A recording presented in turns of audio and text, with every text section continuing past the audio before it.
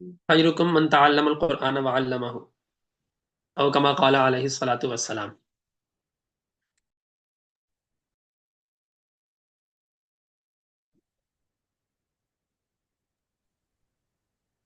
الحمدللہ ہمارا آج تفسیر کا یہ جو سیشن ہے دورہ تفسیر، یہ شروع ہو گیا اللہ کے حکم سے، اور اللہ تعالیٰ سے دعا ہے کہ اللہ تعالیٰ مجھے اس کا حق ادا کرنے کی توفیق اور ہمت عطا فرمائے، اور آپ حضرات اور خواتین وہ بھی اس تفسیر میں بحیثیت مسلم اور بحیثیت مسلمہ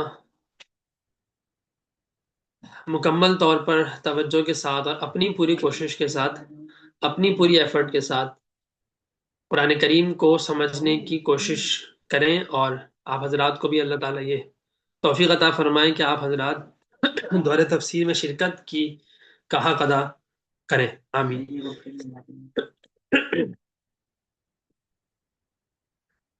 اللہ تعالیٰ نے قرآن کریم ہم پر اس کا مطالعہ کرنا، قرآن کریم مطلب قرآن کریم کے 5 حقوق ہیں۔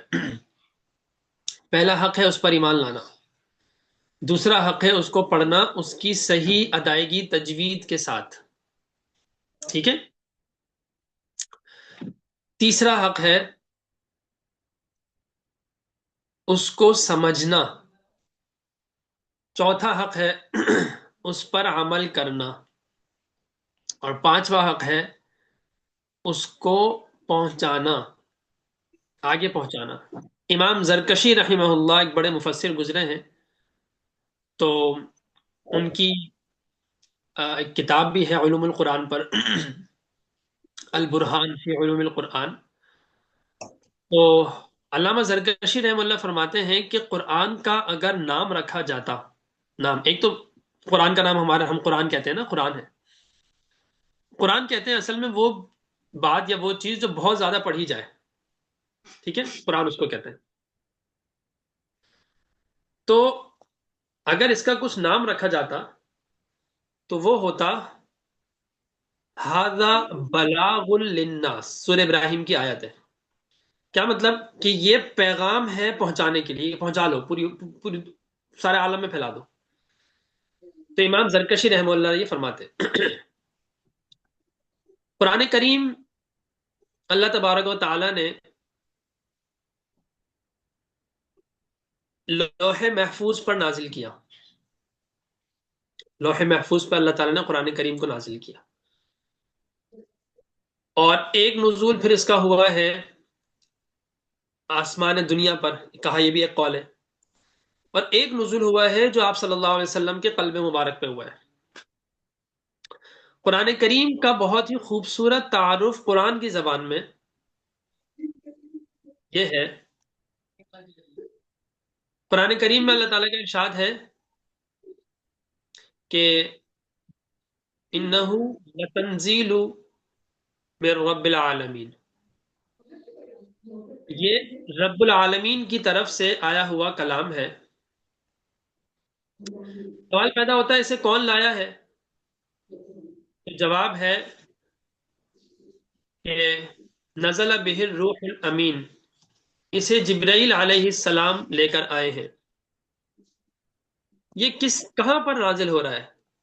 تو اگلا جملہ ہے، اگلی آیت ہے اعلی قلبک، اے میرے حبیب صلی اللہ علیہ وسلم، آپ کے قلب مبارک پر اس کو ہم نے نازل کیا ہے۔ کیوں نازل کیا ہے، کیوں آیا ہے؟ لتکون من المنذرین، تاکہ آپ لوگوں کو خبردار کر دیں کہ ایک زندگی اس زندگی کے بعد آنے والی ہے، تیاری کرو۔ اور تیاری کیسے کرو؟ یہ پوری کتاب ہے، کلام ہے، کلام اللہ ہے، یہ پورا ایک سلیبس ہے، اس پر عمل کرو اور چلو، اس کے مطابق زندگی گزارو، ٹھیک ہے۔ تو قرآن کریم کا تعارف قرآن کی زبان میں یہی ہے، انہ لتنزیل من رب العالمین نزل بہ الروح الامین علی قلبک لتکون من المنذرین۔ یہ کس زبان میں آیا ہے؟ تو بلسان عربی مبین، یہ بڑی خوبصورت عربی زبان میں آیا ہے۔ عربی زبان اللہ تعالیٰ نے بڑی عجیب زبان ہے نا، مطلب عام طور پہ حروف کے مطلب نہیں ہوتے، جیسے ہماری زبان ہے نا، تو ہمارے حروف کے مطلب نہیں ہے کہ ہم کہیں کہ جی ایک لفظ ہے الف، یا ایک لفظ ہے نون، قاف. تو اردو میں نون، میں آپ کو بولوں نون تو آپ بولیں گے کیا نون، مطلب سمجھ نہیں آئے گا. ایک ہے قاف. لیکن عربی میں کیا ہے؟ عربی میں مطلب ہے. قرآن میں اللہ تعالیٰ خود فرماتے ہیں نون والقلم وما یسطرون ما انت بنعمت ربک بمجنون ان لک لاجرا غیر ممنون وانک لعلی خلق عظیم. تو نون قرآن کا ایک لفظ ہے پورا، یعنی اللہ تعالیٰ نے اس کو استعمال کیا، اور اس کا ایک مطلب ہے. بغیر مطلب کے تو نہیں ہے، مطلب کیا ہے ہمیں نہیں پتا، لیکن ہے کچھ نہ کچھ تو ہے اس کا. قرآن میں آتا ہے قاف والقرآن المجید، تو قاف کا بھی مطلب ہے کچھ. اسی طریقے سے مختلف مطالب ہیں. تو یہ عربی زبان ہے، اس کے حروف کے بھی مطالب ہیں، حروف کے بھی مطلب ہیں. ٹھیک ہے. تو اللہ تعالیٰ نے اس کلام کو عربی زبان میں نازل کیا. کیوں؟ تاکہ ہمیں سمجھ میں آئے، اور بہت آسان. اب مسئلہ ہے کہ ہمیں تھوڑا سا عربی سے ہماری وہ نہیں ہے شناسائی، انفارچونیٹلی ہونی چاہیے. خیر اتنی مشکل نہیں ہے، بہت دنیا کی سب سے آسان زبان ہے قرآن والی عربی. قرآن والی عربی اتنی عربی کہ آپ کو قرآن پڑھیں تو آپ کو پتہ لگے اللہ میاں کیا کہہ رہے ہیں. اتنا سیکھ لینا انتہائی آسان ہے، اس سے زیادہ آسان دنیا کی کوئی زبان نہیں ہو سکتی. اللہ تعالیٰ خود ہمارے لیے آسانی چاہتے ہیں. اللہ تعالیٰ فرماتے ہیں کہ بھائی یرید اللہ بکم الیسر ولا یرید بکم العسر. اللہ تمہارے لیے آسانی چاہتے ہیں اور تمہارے لیے اللہ تعالیٰ مشکل نہیں چاہتے. حدیث میں آتا ہے کہ الدین یسر، اور ایک حدیث میں آپ صلی اللہ علیہ وسلم نے ارشاد فرمایا کہ بشرا ولا تنفرا، کہ بشارتیں پھیلاؤ اور نفرتیں نہ پھیلاؤ، یا سختی نہ پھیلاؤ. اور یسرا ولا تعسرا، آسانیاں پیدا کرو، مشکلات پیدا نہ کرو. دین تو بہت آسان ہے، اور قرآن بہت ہی زیادہ آسان ہے، اس کی زبان بہت زیادہ آسان ہے. تو اللہ تعالیٰ کا لاکھ لاکھ بلکہ شاید ان لمیٹڈ کہنا چاہیے کہ شکر ہے کہ اللہ تعالیٰ نے ہمیں قرآن کریم جیسی نعمت عطا فرمائی، اور اللہ تعالیٰ نے ہمیں ایک ایسی کتاب عطا فرمائی، اور آخری کتاب. یعنی ہمارے لیے آج صبح ہماری ایک تفسیر کی کلاس تھی، تو اس میں یہی بات کر رہا تھا آج یا کل کے ہماری خوش قسمتی ہے کہ ہم اس یعنی امت محمدیہ، ہم آپ صلی اللہ علیہ وسلم کی امت بنے، ہمیں قرآن ملا، ہمیں آپ صلی اللہ علیہ وسلم کی سیرت ملی. یہ چھوٹی بات نہیں ہے، بہت بڑی بات ہے. ہم موسیٰ علیہ السلام کی قوم میں بھی پیدا ہو سکتے تھے، عیسیٰ علیہ السلام کی قوم میں بھی پیدا ہو سکتے تھے، وہی بہت اچھی اور بڑی بات ہے. لیکن آپ صلی اللہ علیہ وسلم کی امت میں پیدا ہونا، یہ ایک بہت بڑا اعزاز ہے اور بہت بڑی بات ہے. اللہ تعالیٰ ہمیں اس کی قدر کرنے کی اور شکر کرنے کی توفیق اور ہمت عطا فرمائے. ٹھیک ہے.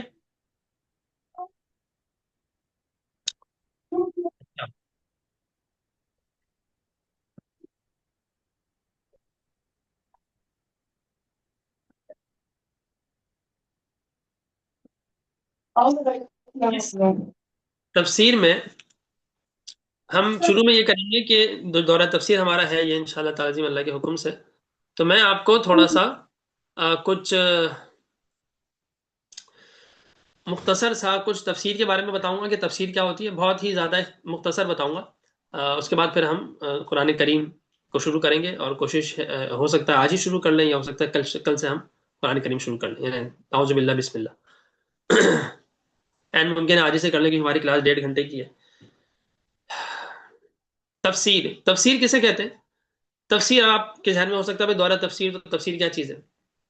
تفسیر کہتے ہیں کہ قرآن کریم کی ایک تو آیت ہے الحمدللہ رب العالمین، اس کا ایک ترجمہ ہے تمام تعریفیں اس اللہ تعالیٰ کے لیے ہیں جو تمام جہانوں کا رب ہے. تو یہ ترجمہ ہے. اب اس کی مزید تشریح اور وضاحت اور تفسیر کیا ہے، وہ اس کو تفسیر کہتے ہیں. صحیح ہے. تفسیر کی جو سب سے اولین قسم ہے سب سے پہلی قسم ہے، جس کا نمبر سب سے پہلے ہے، وہ کیا ہے؟ وہ ہے تفسیر القرآنی بالقرآن یعنی قرآن کی تفسیر قرآن سے. ٹھیک ہے. تو مثال کے طور پر قرآن کریم میں آیا ہے صراط الذین انعمت علیہم، اے اللہ ہمیں ان لوگوں کے راستے پہ چلائیے جن پر آپ کا انعام ہوا ہے. ٹھیک ہے. سوال پیدا ہوتا ہے انعام کس پہ ہوا ہے؟ تو کیا قرآن خود اس کی کوئی وضاحت کرتا ہے؟ تو ایک اصول بھی یاد رکھیں کہ القرآن یفسر بعضہ بعضا، کہ قرآن خود اپنے بعض حصے کی تفسیر خود بیان کر دیتا ہے۔ قرآن کریم میں سورہ فرقان میں ہے وَلَا يَأْتُونَكَ بِمَثَلٍ إِلَّا جِئْنَاكَ بِالْحَقِّ وَأَحْسَنَ تَفْسِيرًا۔ اس کا جو مطلب ہے یا مفہوم بنتا ہے وہ یہی ہے کہ ہم آپ سے جو بھی تفسیر ہم جو آتی ہے، ہم آپ کو جو سوال آتا ہے، لوگ آپ سے پوچھتے رہتے ہیں کہ بھائی اس کا کیا مطلب ہے، اس کا کیا مطلب ہے، آپ صلی اللہ علیہ وسلم سے، تو اللہ تعالیٰ فرما رہے ہیں کہ ہم اس کی بہترین تفسیر آپ کو بیان کر دیتے ہیں۔ احسن تفسیرا، احسن تفسیر ہم آپ کو اس کی بیان کر دیتے ہیں، ٹھیک ہے۔ تو صراط الذین انعمت علیہم، صراط الذین انعمت علیہم، کہ ان لوگوں کے راستے جن پہ آپ کا انعام ہوا، تو اس انعام یافتہ لوگوں کی کیا تفسیر قرآن میں ہے یا نہیں ہے؟ ہمیں یہ پہلے یہ دیکھنا پڑے گا کہ ہم جو آیت سمجھنے جا رہے ہیں، کیا قرآن نے اس حوالے سے کہیں اور کچھ اور بات کی ہے؟ کیونکہ قرآن جو ہے نا وہ ایسا نہیں ہے کہ ایک وقت میں پہلے ایک چیپٹر ہو، مثال کے طور پر ایک چیپٹر ہے، بس وہ چیپٹر پہ ایک بات ہو گئی اور پھر اس کے بعد وہ چیپٹر ختم ہو گیا، تو اب اس چیپٹر کی بات نہیں ہوگی۔ جیسے بائبل ہے مثال کے طور پر، تو بائبل میں کیا ہے کہ پہلے بک آف جینیسس ہے میرا خیال ہے، اس کے بعد پھر ایک اور بک، مطلب ایک ایک چیپٹر وائز ہے، تو جس کو جس چیپٹر سے تعلق ہوگا، انٹرسٹ ہوگا، تو وہ اس چیپٹر کو لے گا اور پھر چلتا ہے، بس اس کو پڑھے گا، باقی کتاب وہ نہیں پڑھ جائے گی۔ اسی لیے آپ کو ایسے لاکھوں کروڑوں کرسچنس مل سکتے ہیں جنہوں نے، یعنی دیندار کرسچنس میں آپ کو اتنے ملیں گے جنہوں نے پوری بائبل کبھی نہیں پڑھی ہوگی۔ وجہ اس کی یہ ہوتی ہے کہ وہ ایک اپنے اسپیسیفک جو ٹاپک لیا ہوتا ہے بس اس کو لیتے ہیں، اور باقی کو ان کا انٹرسٹ نہیں ہوتا۔ فار ایگزامپل کسی کو اگر گاسپل آف جان میں انٹرسٹ ہے تو وہ وہی پڑھے گا، کسی کو میتھیو میں، گاسپل آف میتھیو میں، تو وہ میتھیو پڑھے گا، کسی کو بک آف جینیسس میں ہے، یا کسی کو بک آف اس کے مختلف نام ہیں، مجھے سارے نام ابھی یاد نہیں آ رہے، تو کچھ نہ کچھ ہیں اس میں، آپ کو جو جس کو جس میں انٹرسٹ ہوگا وہ پڑھ لے گا، ٹھیک ہے۔ تو اس طرح اس میں چلتا ہے۔ قرآن میں ایسا نہیں ہے، ہم جو اور کتابیں پڑھتے ہیں اس میں بھی اسی طرح ہوتا ہے، پہلے ایک چیپٹر دوسرا چیپٹر کر کے ہوتا ہے، تو آپ کو جس چیپٹر میں انٹرسٹ ہوتا ہے وہ کتاب وہ چیپٹر پڑھ لیتے ضرور۔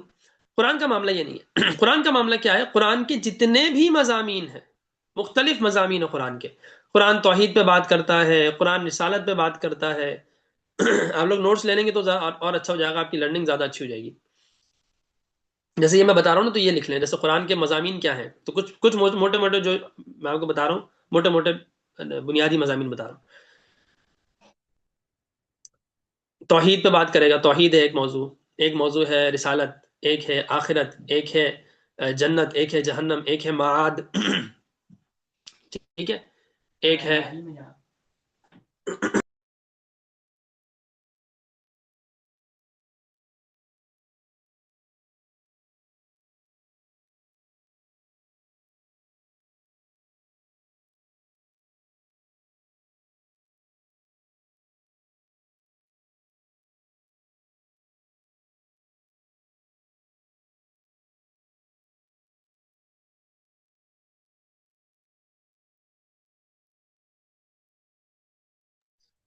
تو توحید، رسالت، آخرت، جنت، جہنم، معاد، ایک ٹاپک معاد ہے، ٹھیک ہے۔ استاد جی ایک مائک آن کر لیں۔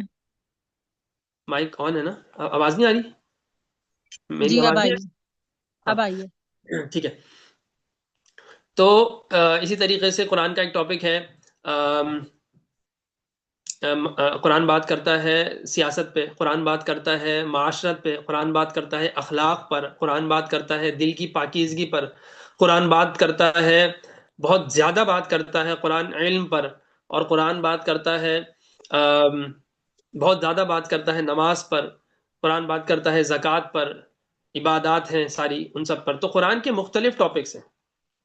اچھا، اب ہوتا کیا ہے، ہماری جو سائیکالوجی ہے نا، ہماری وہ سائیکالوجی یہ ہے کہ ہمیں نا چیزوں کی مائنڈ فلنس کی ضرورت ہوتی ہے، اور مائنڈ فلنس آتی ہے بار بار، یعنی ریپیٹیشن سے مائنڈ فلنس آتی ہے، ٹھیک ہے۔ تو پھر وہ ہوتے ہوتے بعض چیزیں ایسی ہوتی ہیں جو بالکل ہی ایسی بن جاتی ہیں، ہماری طبیعت کا حصہ بن جاتی ہیں، تو وہ بہت دنوں بعد ہوتا ہے، بہت زیادہ ریپیٹ کرنے کے بعد یہ ہو جاتا ہے، ٹھیک ہے۔ تو اس طریقے سے ہمارے پاس بہت ساری یوں سمجھ لیں کہ ایک ہماری سائیکالوجی اس طریقے سے چلتی ہے. اب تو قرآن کیا کرتا ہے؟ کیونکہ اللہ تعالیٰ نے ہمیں بنایا نا، تو اللہ تعالیٰ کو پتا ہے کہ ہم کس طرح، ہماری تربیت کیسے ہوگی. قرآن کیوں آیا ہے؟ تاکہ ہماری اصلاح ہو، ہماری تربیت ہو، ہمیں پتا ہو اللہ ہم سے کیا چاہتے ہیں اور ہم اس کے مطابق عمل کریں. تو تربیہ کا بہت مین اور بہت اہم پارٹ یہ ہوتا ہے کہ یعنی ہماری اصلاح ہو جائے. اور تربیہ کرنے کا ایک اہم پارٹ یہ ہوتا ہے کہ آپ جو چیز سکھانا چاہ رہے ہیں وہ چیز آپ کو بار بار بولنی پڑے گی. تو اللہ تعالیٰ نے کیا کیا قرآن کریم میں، آپ کوئی صفحہ اٹھا لیں قرآن کا، اللہ تعالیٰ کا تذکرہ اس میں لازمی ہوگا. ایک دوسری بات کہ ہر صفحے میں، یا اگر صفحے میں نہیں تو صفحہ تو دونوں طرف کھلنا ہے، تو کسی ایک سائٹ پہ تو کم از کم ایک دفعہ، دو صفحات میں کم از کم ایک دفعہ آخرت کی کوئی نہ کوئی بات لازمی ہوگی، لازمی ہوگی. اللہ ماشاء اللہ کوئی ایک آدھ جگہ شاید ایسی نکل آئے، میرے خیال میں تو نہیں نکلے گی، لیکن میں احتیاطاً اللہ ماشاء اللہ کہہ رہا ہوں. اسی طریقے سے انہی دو صفحات پر آپ کو کہیں نہ کہیں اشارہ یا براہ راست ہوگا، یہ پوری وضاحت سے ہوگا، یا اشارتاً ہوگا آپ صلی اللہ علیہ وسلم کا تذکرہ یا رسالت کا تذکرہ. اشارتاً ہوگا، رسالت کی کوئی نہ کوئی بات ہوگی. انہی دو جو آپ کی آنکھوں کے سامنے دو صفحے کھلے ہوئے، انہی میں توحید کا ذکر لازمی ہوگا، انہی میں آخرت کا ذکر لازمی ہوگا.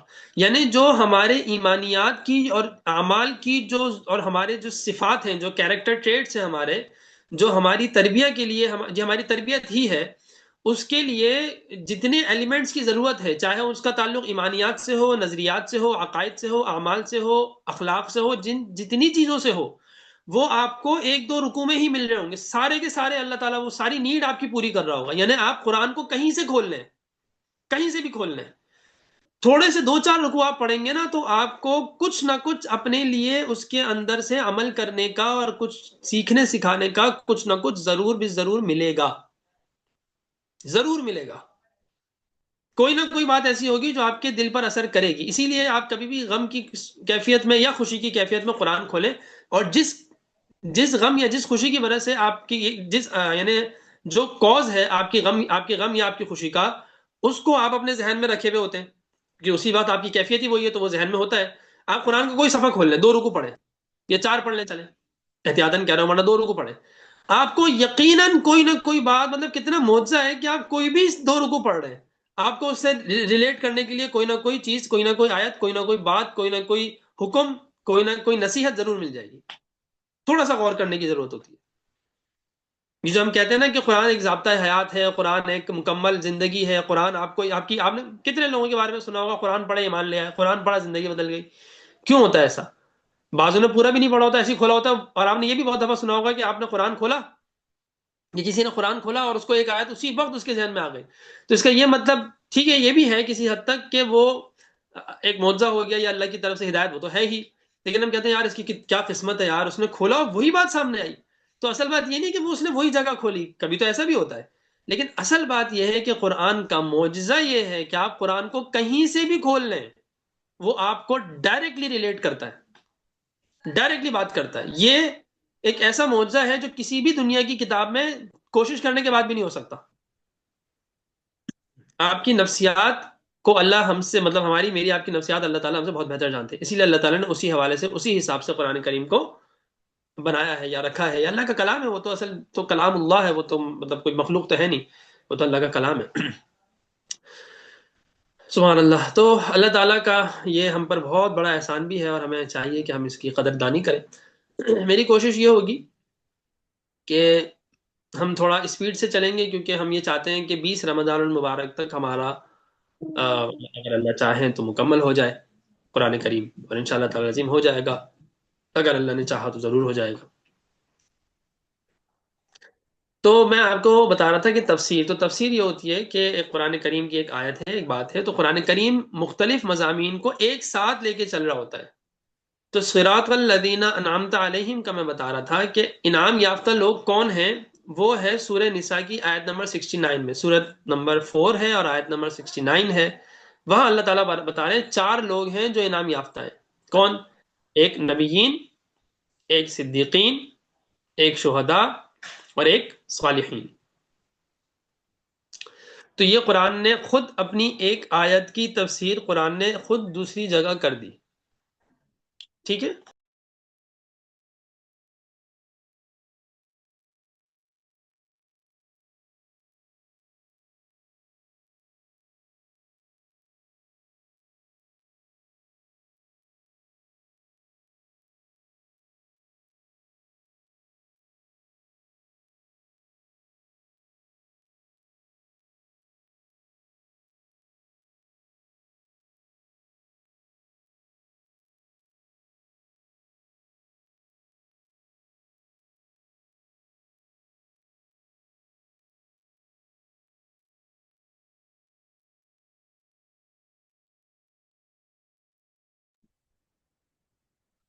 آواز آ رہی ہے نا؟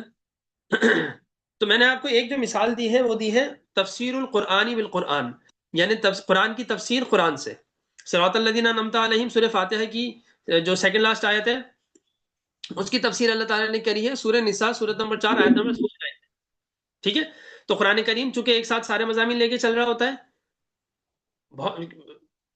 آپ کو ڈائریکٹلی کنیکٹ کرنے اس کا ایک مقصد یہ بھی ہے کہ آپ ڈائریکٹلی قرآن سے ریلیٹ کر سکیں، کنیکٹ کر سکیں، خود کو جوڑ سکیں، اور آپ کو تعلق، آپ کے قلب کو تعلق فیل ہو کہ یہ اللہ، اور اللہ کے کلام سے تعلق کا مطلب ہے براہ راست اللہ سے کلام، اللہ سے تعلق۔ ٹھیک ہے؟ اور آپ کو جو قرآن کا مقصد ہے وہ بھی آپ کو حاصل ہو سکے۔ تو ایک مثال میں نے دے دی، ہم ایک ایک مثال ہی دوں گا تاکہ ہم جلدی آگے چلیں۔ قرآن کی تفسیر قرآن سے۔ دوسری قسم ہوتی ہے قرآن کی تفسیر احادیث پاک صلی اللہ علیہ وآلہ وسلم سے، آپ صلی اللہ علیہ وسلم کے اقوال سے، اقوال سے یا بعض اوقات اعمال اور افعال سے بھی ہوگی، احوال سے بھی ہوگی۔ تو ایک مثال دے دیتا ہوں۔ قرآن کریم میں آیا ہے کہ وَلَمْ يَلْبِسُوا إِيمَانَهُمْ بِظُلْمٍ۔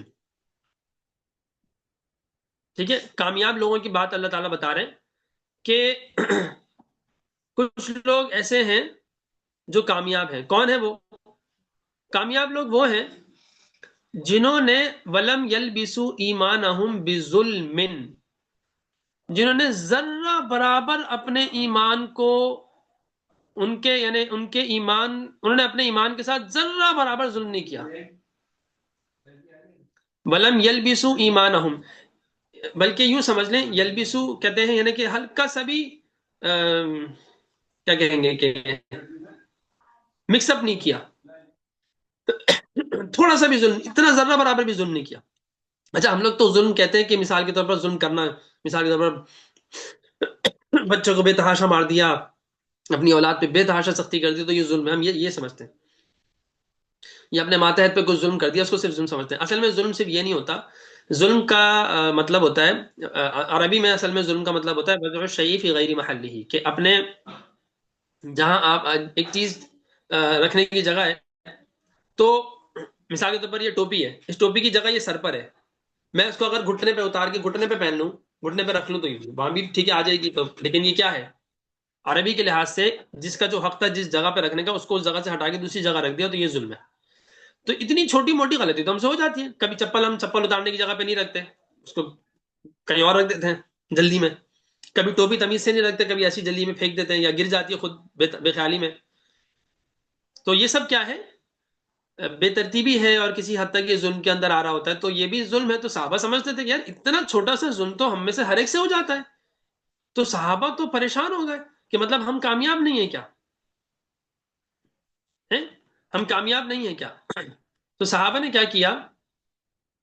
آپ صلی اللہ علیہ وسلم کے پاس آ گئے کہ یا رسول اللہ، یہ تو ہم تو تباہ ہو گئے۔ اللہ کے نبی نے فرمایا کیوں بھائی، کیا ہو گیا، کیوں تباہ ہو گئے؟ تو انہوں نے فرمایا کہ یا رسول اللہ، مطلب ہم تو ہمیں سے ایسا کون شخص ہے جو ذرہ برابر بھی جس سے ظلم نہ ہوتا ہو، ہلکا پھلکا تو مطلب ہم سے غلطیاں ہوتی رہتی ہیں، ہم تو مطلب بہت غلطیاں ہو جاتی ہیں ہم سے تو۔ اور یہ آیت آپ نے بتائی ہے کہ ولم یلبسوا ایمانہم بظلم۔ معذرت میری تھوڑی گلا دو تین سے خراب ہے، تو آپ لوگ تھوڑا سا میرے ساتھ وہ کر لیں، دعا بھی کریں تو فوراً سے ہو جائے گا انشاءاللہ تعالی عظیم۔ تو یہ آیت ہے نا، صحابہ نے جب فرمایا، یہ آیت آئی تو صحابہ نے پوچھا کہ یا رسول اللہ، یہ تو ایسے کیسے ہو سکتا ہے، مطلب ہم میں سے ایسا تو ہو ہی جاتا ہے۔ اب آپ نے فرمایا، آپ نے آیت نازل ہوئی ہے، ایسا یہ آیت سورہ انعام کی ہے، الذین آمنوا ولم یلبسوا ایمانہم بظلم۔ تو اب ہم نے سے تو، ہم سے تو غلطی ہو جاتی ہے، ٹھیک ہے، ہم سے تو غلطی ہو جاتی ہے، تو اب کیا کریں؟ تو اللہ کے نبی نے فرمایا کہ بھائی دیکھو، یہاں ظلم سے مراد وہ ظلم نہیں ہے جو تم سمجھ رہے ہو۔ اب آپ اندازہ لگائیں، تھوڑا سا غور کریں، صحابہ کرام رضی اللہ عنہ مجمعین کی زبان کیا تھی بتائیں؟ ان کی زبان تو عربی زبان تھی، صحیح ہے، مادری زبان۔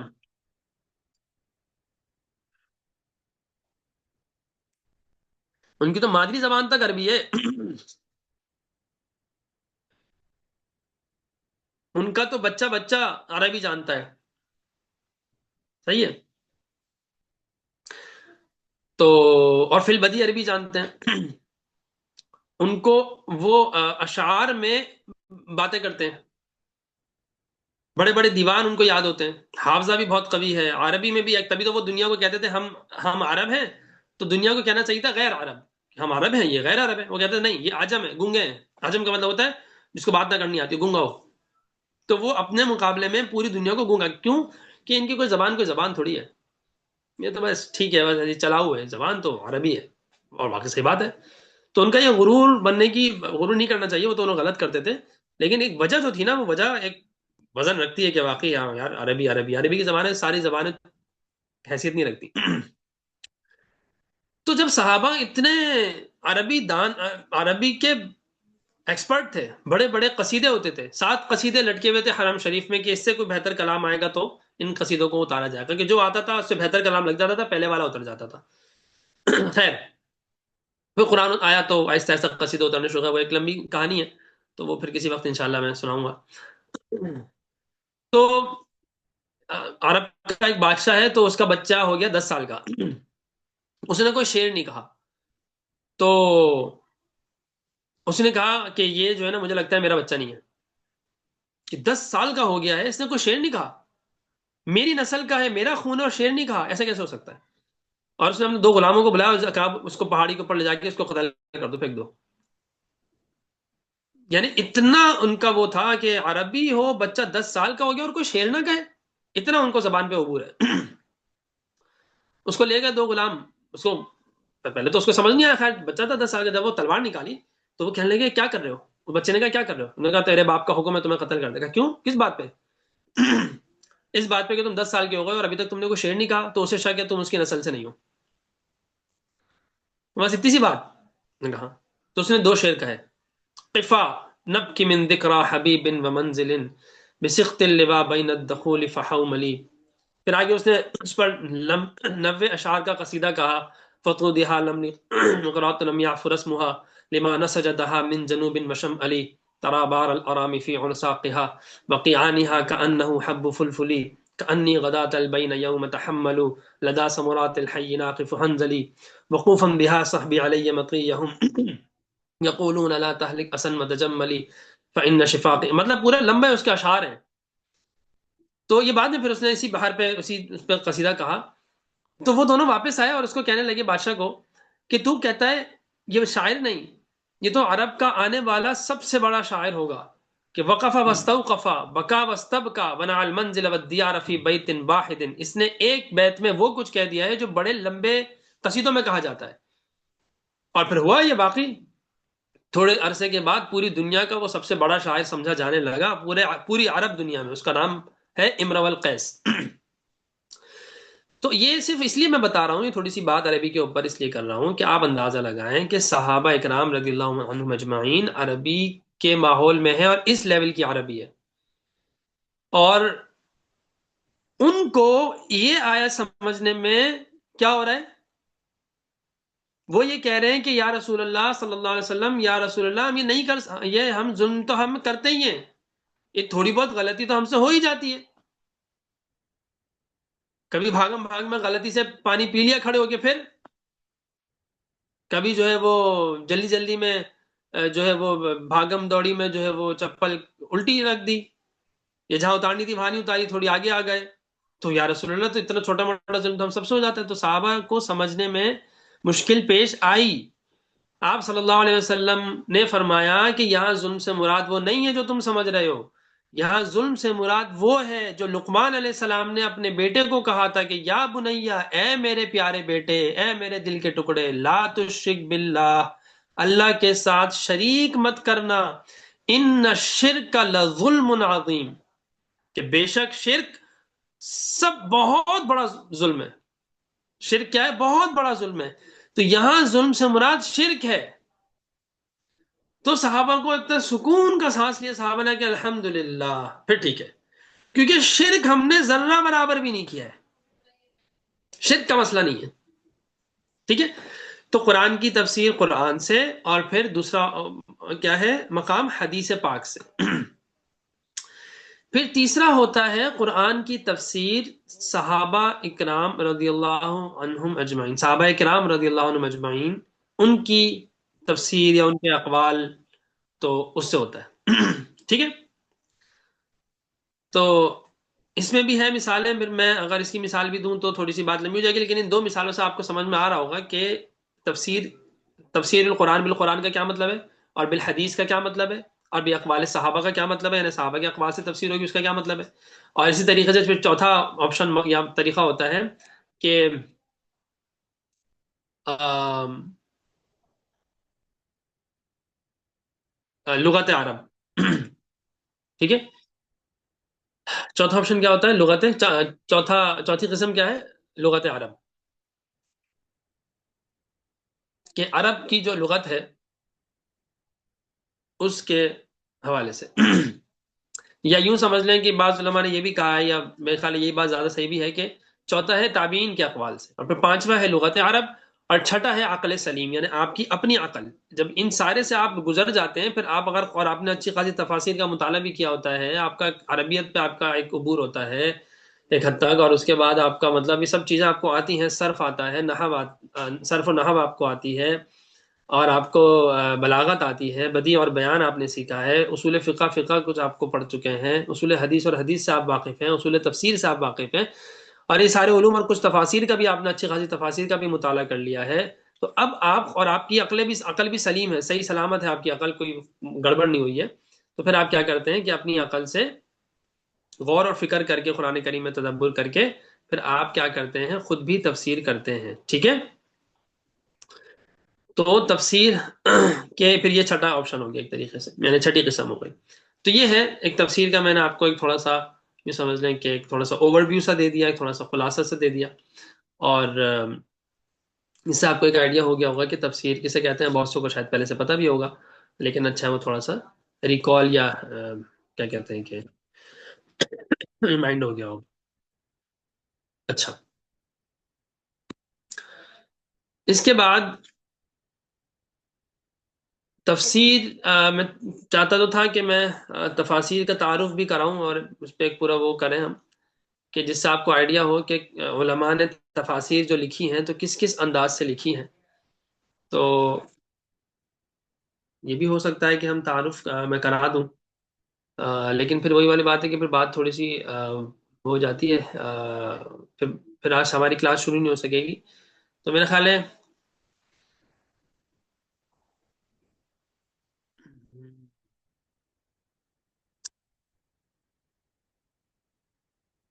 یہ ہوگا کہ ہم پھر جو ہے وہ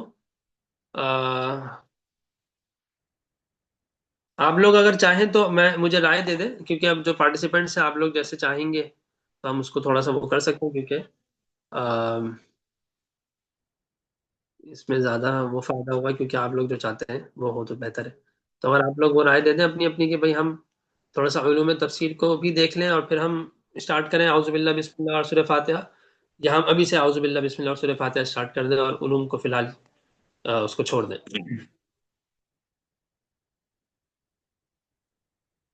آپ لوگ چیٹ میں بھی چیٹ میں لکھ دیں تو میرے لیے ذرا وہ آسانی رہے گی۔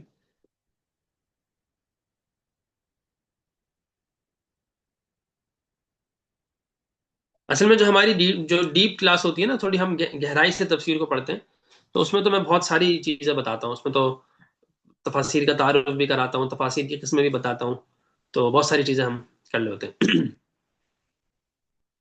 اچھا چلیں، یہ بھی ایک اچھی رائے ہے کہ اب ہم کیا کریں کہ وہ ڈائریکٹ اسٹارٹ کر لیں، پھر بعد میں اس کو ریلیٹ کرتے رہیں، یا ساتھ ساتھ بھی علوم القرآن کی کچھ باتیں میں وقتاً فوقتاً بتاتا رہوں، یہ بات بھی ہے، یہ بھی اچھا طریقہ ہے، ویری گڈ، ٹھیک ہے، تو یہ بھی کر سکتے ہیں۔ اچھا، ایک یہ آیا ہے کہ نہیں آگے ہم سورہ فاتحہ شروع کر لیں، ٹھیک ہے، یہ بھی صحیح ہے، تفسیر شروع کر لیں، ٹھیک ہے، تو صحیح ہے، آپ لوگ ایک دو اور بتا دیں، میرا خیال ہے یہی کر لیتے ہیں پھر ہم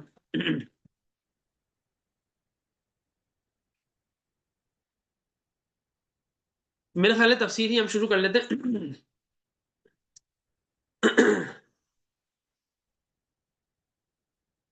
میں آپ لوگوں سے ریکویسٹ کروں گا کہ جتنے بھی پارٹیسپینٹس ہیں وہ لازماً اپنے ساتھ ایک پینسل یا پین لکھنے کی جو بھی آپ کے پاس ہے، اور جس چیز پہ لکھیں، چاہے وہ آئی پیڈ ہو یا کتاب وہ رجسٹر یا کاپی وغیرہ ہو، تو آپ کے پاس ایک نوٹ بک اور قلم ہونا چاہیے، اور آپ کے پاس قرآن کریم کا مصحف ہونا چاہیے، قرآن کریم سامنے ہونا چاہیے.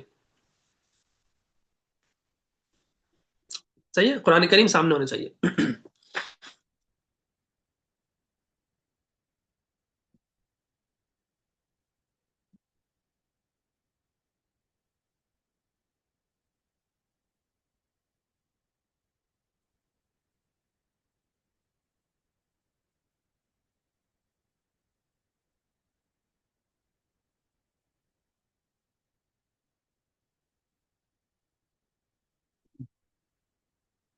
اعوذ باللہ من الشیطان الرجیم، بسم اللہ الرحمن الرحیم. الحمد للہ رب العالمین، الرحمن الرحیم، مالک یوم الدین، ایاک نعبد و ایاک نستعین، اهدنا الصراط المستقیم، صراط الذین انعمت علیہم غیر المغضوب علیہم ولا الضالین. آمین.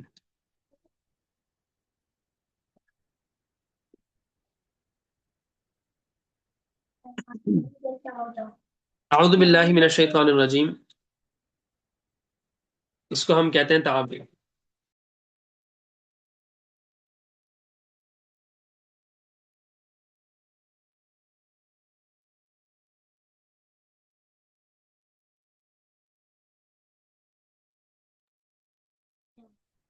اعوذ باللہ من الشیطان الرجیم کو کہتے ہیں تعوذ، یعنی پناہ، اللہ پناہ چاہنا، پناہ مانگنا.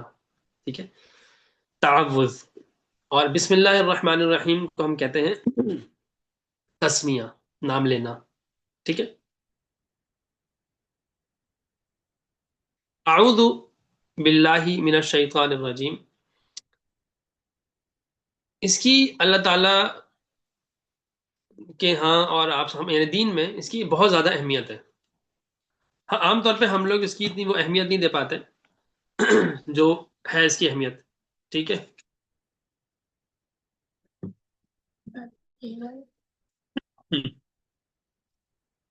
تو مثال کے طور پر امام غزالی یا غالباً امام راضی رحمہ اللہ، امام راضی رحمہ اللہ 7ویں صدی ہجری میں، یعنی شروع ہوئی تھی 606 ہجری میں ان کا انتقال ہوا ہے، اور امام غزالی رحمہ اللہ کا 505 ہجری میں انتقال ہوا ہے. امام غزالی کی کتاب ہے احیاء العلوم. بہت ساری کتابیں ہیں لیکن ان کی ایک یہ کتاب ہمیں پڑھنی چاہیے، بہت عمدہ کتاب ہے.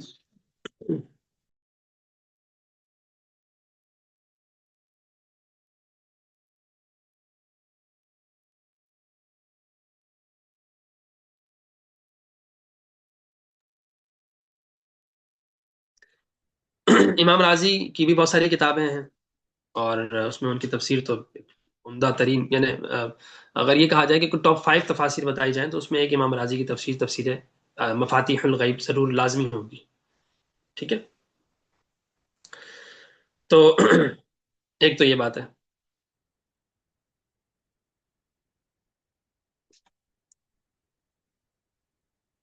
دوسرا یہ ہے کہ وہ فرماتے کیا ہے، وہ فرماتے یہ ہے کہ اعوذ باللہ ایسا ہے جیسے کہ ہم آم، اپنے آپ کو پاک کر رہے ہیں اور اللہ کی پناہ میں آ رہے ہیں. قرآن کریم کی تلاوت سے پہلے ہم خود کو پاک کر رہے ہیں اور اللہ تعالیٰ کی پناہ میں آ رہے ہیں کہ یا اللہ آپ ہمیں اپنی پناہ میں رکھیے، قرآن کو غلط سمجھنے سے، قرآن کو غلط نیت سے سمجھنے سے، قرآن کو غلط طریقے سے سمجھنے سے. قرآن کو غلط سمجھیں گے تو پھر غلط عمل کریں گے، تو غلط عمل کرنے سے. جب غلط عمل کریں گے اور غلط سمجھیں گے تو آگے بھی غلط پہنچائیں گے. تو اللہ آپ ہمیں اپنی پناہ میں رکھیں قرآن کو غلط آگے پہنچانے سے. ان ساری چیزوں سے ہم کیا چاہتے ہیں؟ اعوذ، اللہ ہم آپ کی پناہ چاہتے ہیں، آپ ہمیں اپنی پناہ میں رکھیے. ٹھیک ہے. تو یہ قرآن کریم کو پڑھنے سے پہلے اعوذ بالکل ایسا ہی ہے بقول امام راضی کے کہ کیا ہے، پہلے ہم باطن کی صفائی کریں، باطن کو تھوڑا سا کم از کم نیت کے لیول تک ہم صاف صفائی کر لیں. تو میں مجھ سمیت ہم سب یہ نیت کریں کہ یا اللہ، یا آپ ہمیں قرآن کریم کو، یعنی دیکھیں قرآن کریم ایک نور ہے، اور نور دل میں تبھی آتا ہے جب ہمارا دل برائی سے، برے جذبات سے، بری نیتوں سے پاک ہو۔ ہم گلاس میں پانی لیتے ہیں، دودھ لیتے ہیں، تو گلاس کو پہلے اگر گلاس میں کچرا ہو، مٹی ہو، یا بسکٹ کا ہی ریپر ہوگا، ہم گلاس میں پانی لیتے ہیں، بسکٹ کا ریپر ہے، یہ بسکٹ کا چورا ہے، بسکٹ کا بھی چورا ہے اس کے اندر چاکلیٹ کا بھی چورا ہے، کھانے کے دونوں کھانے کی چیزیں، لیکن ہم اس میں ایسی پانی ڈال کے نہیں پیتے۔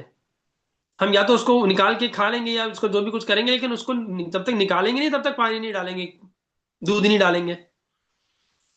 اور اگر کچھ کچرا ہے اور کوئی ایسی چیز ہے، یا بسکٹ اور چاکلیٹ ہے لیکن بہت خراب ہو گیا ہے، یا کوئی بھی ایسی چیز ہے جو بھلے بہت گندی یا ناپاک نہیں ہے لیکن بس وہ اچھا نہیں لگ رہا، تو ہم کیا کرتے ہیں، کبھی بھی ایسا نہیں کرتے کہ اسی میں نشان، تھوڑا سا نشان پڑا ہوا ہوتا ہے، پتہ بھی ہے کہ کھانے ہی کی چیز کے کسی چیز کا نشان ہوگا، لیکن ہم جب تک اس کو صاف نہیں کرتے، پانی نہیں ڈالتے، دودھ نہیں ڈالتے، شربت نہیں ڈالتے۔ کیوں؟ کیونکہ بھائی ہمارے نزدیک اس پانی کی، اس دودھ کی ایک قدر ہے، ایک ویلیو ہے، تو ہم اس کو بری چیز میں نہیں ڈالتے۔ تو اللہ تعالیٰ کا کلام تو تمام چیزوں سے لامحدود، اور علوم میں، اور اس کی جو نورانیت میں، روحانیت میں، اور ویلیو میں، قدر میں، مقام میں، یہ تو ان لمیٹڈ ہے نا۔ تو اللہ تعالیٰ کیسے اس نور کو اس دل میں ڈالیں گے جس میں برائیاں ہوں؟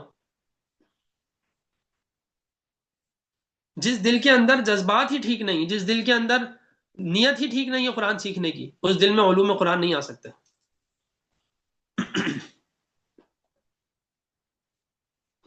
امام شافی رحمہ اللہ فرماتے ہیں، امام شافی رحمہ اللہ فرماتے ہیں، 150 ہجری میں پیدا ہوئے ہیں اور 204 ہجری میں ان کا انتقال ہوا ہے، تو اتنے پرانے ہیں، اور آپ لوگوں نے جو 4 بڑے امام ہیں اس میں ان کا نام ہے۔ تو وہ فرماتے ہیں کہ شکوت الی وکیع سوء حفظی، اشعار میں ایک بات فرماتے ہیں کہ میں چلے پہلے وہ پڑھے تھا، شکوت الی وکیع سوء حفظی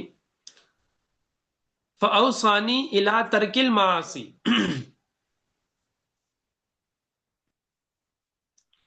کہ میں نے وکیع سے یہ پوچھا، وکیع ان کے استاد ہیں، ان سے میں نے یہ پوچھا کہ یہ بتائیے کہ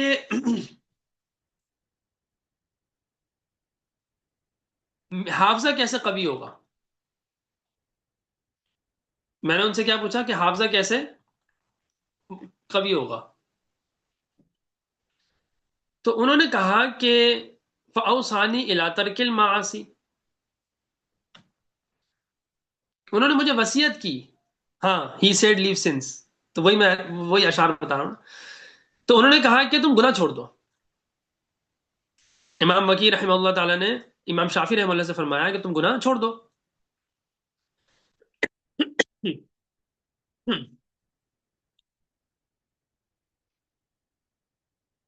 اور اخبرانی بان العلم نور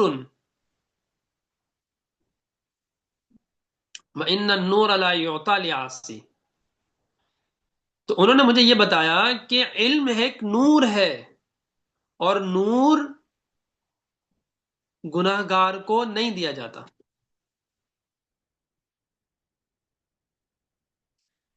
ٹھیک ہے؟ تو اب مقصد کہنے کا یہ ہے کہ کم از کم چلیں، اتنا تو ہے کہ ہماری نیتیں کم از کم ٹھیک ہوں، باقی تو آہستہ آہستہ دیکھیں، قرآن تو جب ہم پڑھیں گے نا تو بھی ہماری دھلائی ہوگی، ہم جب قرآن سیکھیں گے تو ہمارے اندر ہم چینج ہوں گے، ہماری آٹومیٹکلی قرآن میں بہت طاقت رکھی ہے اللہ تعالیٰ نے۔ اللہ اکبر۔ تو لیکن کم از کم اس وقت ہم یہ نیت کریں کہ ہم یہ جو دورہ تفسیر میں ہم نے ایک داخلہ لے لیا ہے، ہم پڑھ رہے ہیں، تو ایک نیت تو لکھ لیں، بلکہ بڑا بڑا نا پہلے صفحے پہ آپ لوگ لکھ لیں نیتیں۔ پہلی نیت یہ کریں کہ یا اللہ آپ راضی ہو جائیں، لکھ لیں میری، لکھنے سے نا بہت فرق پڑے گا۔ تو آپ لوگ جی سن رہے ہیں، بہت سے آپ لوگ نہیں لکھ رہے ہوں گے، بولیں گے کہ ہاں ٹھیک ہے صحیح ہے، بس آپ سے میں ریکویسٹ کر رہا ہوں لکھ لیں، لکھنے سے جو امپیکٹ پڑے گا نا وہ بغیر لکھے نہیں ہوتا، بہت مشکل ہے۔ ٹھیک ہے؟ یا اللہ ہاں ٹھیک ہے، آپ کاپی پہ کسی چیز پہ لکھ لیں، اپنے نوٹس جہاں بھی بنا رہے ہیں وہاں لکھ لیں، بھلے آپ اگر ڈیجیٹل بھی بنا رہے ہیں تو ٹھیک ہے، فزیکل زیادہ بہتر ہے، لیکن چلیں ڈیجیٹل بھی بنا رہے تو لکھ لیں. کیا لکھ لیں کہ یا اللہ پہلی میری نیت یہ ہے قرآن کریم میں اس دور تفسیر میں داخلہ لینے کی پہلی نیت یہ ہے کہ یا اللہ میں آپ کو راضی کر لوں، بس آپ مجھ سے راضی ہو جائیں، میری پہلی نیت یہی ہے. ٹھیک ہے. دوسری نیت یہ ہے کہ یا اللہ میں نے قرآن میں یہ جو دور تفسیر میں جو قرآن پڑھنے کی نیت کی ہے میں نے،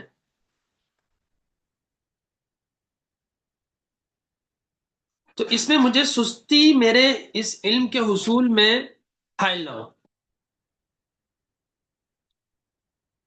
کنسسٹنسی اور پابندی کے ساتھ آپ نے کلاسز لینی ہے، چھٹی نہیں کرنی. پیر سے جمعہ کلاسز ہیں، ہفتہ اتوار جیسی 2 دن کی چھٹی ہے، یعنی کہ شاید نہیں ہونی چاہیے تھی، پورے 7 دن ہوتا تو شاید زیادہ بہتر تھا، لیکن چلے.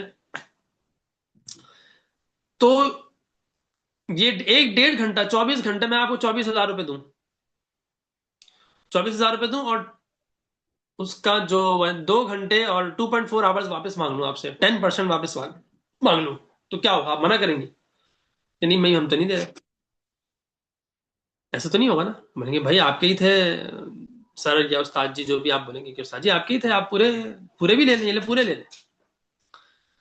لیکن میں بولوں نہیں مجھے آپ صرف جو ہے وہ 2.4 آورس دے دیں، یا چلو 2.5 یعنی کہ 2.5 گھنٹے دے دیں چلے. تو 2.5 گھنٹے آپ بولیں گے ہاں ٹھیک ہے، تو 2.5 آورس دے دیں، تو 24 گھنٹے ہیں، تو 24 گھنٹے میں سے 2.5 گھنٹے اللہ کو دے دیں، اللہ کے دین کو دے دیں، سیکھنے کے لیے دے دیں. 1.5 گھنٹہ یہ کلاس ہے، اس کے علاوہ اور بھی کہیں نہ کہیں کچھ نہ کچھ سیکھیں، کچھ نہ کچھ کریں. تو یہ 1.5 گھنٹہ تو ڈیلی دینا، اور 2.5 گھنٹے سوری 1.5 گھنٹہ تو یہاں مجھے دینا، بقیہ بھی آپ لوگ کے کام ہوں گے دین میں. تو اتنا تو ہمارا یعنی ہم پر لازم ہے کہ ہم اللہ تعالیٰ کے دین کے لیے کچھ جان مال وقت لگائیں. جب تک جان مال اور وقت تینوں چیزیں کسی ایک جگہ نہیں لگتی، تب تک وہ چیز حاصل نہیں ہوتی. یہ آپ جتنا بھی آپ کے بس میں، جتنی جان لگانا بس میں ہے، کسی کی جان لگانا بہت بس میں ہوگا، کسی کے کم ہوگا، جتنا بھی ہے. تو جتنا جان لگانا بس میں ہے اتنا لگانا لازمی ہے بس. ٹھیک ہے. اچھا جی. اور وقت، جتنا وقت اور جتنا مال، آپ 1 کروڑ روپے دے سکتے ہیں 1 کروڑ روپے دیں، آپ 1 روپیہ دے سکتے ہیں 1 روپے، جتنے آپ کی استطاعت ہے آپ نے دین کے علم کے لیے جہاں بھی دینا ہے. فار ایگزامپل کہیں بھی دینا ہے، میں یہاں کی تو بات میں جنرل بات کر رہا ہوں کہ آپ نے جب تک وہ چیز جو بھی چیز آپ نے حاصل کرنی ہے نا، آپ کو اگر ایک چھوٹی سی مثال کے طور پر آپ نے گھر کے لیے ایک وہ لینا ہے، بچوں کے لیے پینسل ہی لینی ہے، تو ایک پینسل کے لیے بھی آپ نے جان بھی لگانی پڑے گی، تھوڑی سی جانا پڑے گا، مال بھی لگانا پڑے گا، 10 کی 20 کی 50 کی جتنے کی بھی ہے آپ کو پینسل کے لیے مال بھی لگانا پڑے گا، اور وقت بھی لگانا پڑے گا کہ کچھ ٹائم لگے گا. آپ ان 3 چیزوں میں سے ایک چیز ہٹا دیں، آپ کو وہ چیز نہیں ملے گی. تو کیا اللہ تعالیٰ کا دین ایک پینسل یا ایک چھوٹی سی چیز جتنی ویلیو بھی نہیں رکھتا کہ ہم اس کے لیے 3 چیزیں نہ لگائیں؟ لگانا پڑے گا، جتنی استطاعت ہے اتنا لگانا پڑے گا. تو بھائی تھوڑا وقت لگائیں. تو یہ دوسری نیت یہ کر لیں کہ کچھ مطلب میں نے یہ اتنا ٹائم دین کو دینا ہے، چاہے یہاں کہیں بھی آپ سیکھیں، دورہ تفسیر کہیں سے بھی کریں، لیکن آپ یہ نیت کر لیں اللہ قرآن پڑھ رہا ہوں تو میں نے یہ قرآن یہ مجھے ٹائم دینا ہے. ٹھیک ہے. تو کنسسٹنسی یعنی پابندی کے ساتھ آپ کی کلاسز ہوں اور آپ سیکھیں اور پابندی سیکھیں. تیسری نیت یہ کرنی ہے کہ یا اللہ میں اس دورہ تفسیر سے جو سیکھوں اس کو سب سے پہلے تو مکمل طور پہ سمجھنے کی کوشش کروں، مکمل ایبزارب کروں، اور پھر جو بھی مجھے سمجھ آئے، جو میں سیکھوں، ایک تو اس میں غلطی نہ ہو، اے اللہ مجھے اپنی پناہ میں رکھ کے میں غلط سمجھوں، یہ تو ہم بات کر چکے. تو آپ نے تیسری نیت یہ کرنی ہے کہ یا اللہ جو بھی میں سیکھوں اس پر عمل کروں، عمل میں کوتاہی یا اللہ مجھے آپ عمل میں کوتاہی سے اپنی پناہ میں رکھ.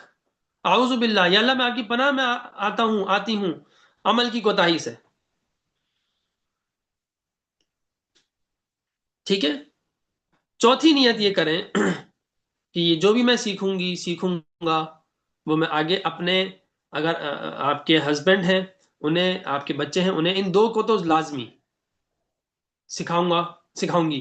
اور آپ کی اگر وائفز ہیں اور بیگمات جو ہمارے پاس حضرات بھی ماشاء اللہ اس میں ہیں، تو اپنی وائف کو اور بچوں کو، ان دونوں کو لازمی سکھاؤں گا. یہ میں منیمم بتا رہا ہوں، ورنہ بہن بھائی ہیں، ماں باپ ہیں، یہ سب بھی جو قریبی ہیں ان سب کو بٹھائیں اور بولے میں نے آج یہ میں نے کل کی کلاس میں یہ سیکھا تھا 1.5 گھنٹے میں، اس کو میں خلاصتاً بتا رہا ہوں آدھے گھنٹے میں. مثال دے رہا ہوں، جتنا یاد ہے، جتنا لکھا ہے، جو بھی ہے، زیادہ بتا دیں. 1.5 گھنٹے کا 1.5 گھنٹہ بتا دیں، بہت اچھا. یا وہی ریکارڈنگ آپ کو مل جائے کرے گی ان شاء اللہ تعالیٰ. تو ریکارڈنگ آپ سامنے لگا دیں اور دوبارہ آپ بھی سن لیں تو آپ کو ریکارڈ ہو جائے گا. بہت پھر تو ان وہ جو داعی ہوتا ہے نا، داعی جو دعوت دیتا ہے، تو جس کو دعوت دے رہا ہے اس کو بھلے ہدایت ملے نہ ملے، لیکن جو دعوت دینے والا ہوتا ہے نا اس کو ضرور فائدہ ہوتا ہے. یہ ایک فیکٹ ہے. یہ ایک سسٹم ہے اللہ کا. جس کو آپ دعوت دے رہے ہیں اس کو ہدایت ملے نہ ملے، آپ کو ہدایت انشاءاللہ تعالیٰ العظیم ضرور ملے گی، بلکہ آپ کو تو مل گئی ہے، تبھی تو آپ اس کی دعوت دے رہے ہیں. تو خیر، تو امام راضی فرماتے ہیں کہ یہ کیا ہے؟ تعوذ باطنی صفائی ہے، دل کی صفائی ہے، کہ اس دل کو صاف کروں. پہلے یا اللہ آپ کی دل کو صاف کر رہا ہوں، یا اللہ مجھے معاف کر دیں، یا اللہ آپ مجھے اپنی پناہ میں لے لیں کہ یہ شیطان حملے نہ کرے مجھے. جب میں پڑھ رہا ہوں تو مجھے نیند نہ آئے، میں جب پڑھ رہی ہوں تو مجھے جو ہے وہ اسی وقت جو ہے نا وہ بچہ رونے نہ لگ جائے، اسی وقت مجھے جا کے مجھے تنگ نہ کرے. ٹھیک ہے؟ یا اسی وقت جو ہے وہ مجھے جو ہے کوئی کیا کہتے ہیں کوئی اور اپنا مسئلہ یاد نہ آ جائے، اسی وقت کوئی تکلیف نہ اٹھے، یا اسی وقت کوئی مجھے اپنا کوئی پرسنل کام یاد نہ آ جائے، یا اس وقت میں کوئی پرسنل کام بھی لگنے لگے، چلو بھائی کلاس بھی چلیے، کچھ تھوڑا سا دوسرا کام بھی چل رہا ہے، استاد کو تو پتہ نہیں ہے بھائی اللہ کو تو پتہ ہے نا. تو یا اللہ مجھے ان چیزوں کے سارے شیطانی سارے حملوں سے مجھے یا اللہ آپ بچا کے رکھیں. ٹھیک ہے؟ تو یہ کیا ہے؟ باطنی صفائی ہے. ٹھیک ہے. وہ افلاطون نے نا کتابوں میں لکھا ہے کہ افلاطون نے موسیٰ علیہ السلام سے پوچھا کہ اگر آسمان بن جائے، وہ یعنی آسمان سمجھ لو کمان ہے، اور جو مصیبتیں اور مصائب ہم پر آ رہے ہیں نا وہ تیر ہے، اور مارنے والا اللہ ہے، تو کیسے بچیں گے؟ آپ لوگ سوچیں، پورا آسمان سے مشکلات آ رہی ہیں، آسمان کمان ہے، اور جو مشکلات اور مصائب ہیں وہ تیر ہے، اور اللہ تعالیٰ مار رہے ہیں، تو بچیں گے کیسے؟ اللہ تو موسیٰ علیہ السلام نے فرمایا کہ مارنے والے کی پناہ میں آ جاؤ. مارنے والے کی، اللہ مارے نا، اللہ تعالیٰ ہی کی اونٹ میں آ کے کھڑے ہو جاؤ، اللہ تعالیٰ کے پیچھے، اللہ تعالیٰ کی پناہ میں آ جاؤ، اللہ ہی کی حفاظت میں آ جاؤ، اللہ کی حفاظت میں آ جاؤ، بچ جاؤ گے. تو افلاطون نے کہا کہ ام، ایسا جواب نبی ہی دے سکتا ہے. تو خیر، اعوذ باللہ کی بہت زیادہ کیا ہے؟ اہمیت ہے. قرآن کریم میں بھی ہے نا، ربی انی اعوذ بک من همزات الشیاطین و اعوذ بک ربی ان یحضرون، کہ اللہ میں شیطان سے، شیاطین کے سامنے آنے سے پناہ مانگتا ہوں، اور اس بات سے شیطان سے پناہ مانگتا ہوں، اس کے حملوں سے پناہ مانگتا ہوں، اور اس بات سے پناہ مانگتا ہوں کہ شیطان میرے سامنے آ جائے اور مجھے تنگ کرے اور بار بار نا. آواز کم آ رہی ہے. آواز کیوں کم آ رہی ہے؟ آپ لوگ کو آواز کم آ رہی ہے میری؟ میرے خیال میں تو آواز اچھی خاصی آ رہی ہے، آنی چاہیے.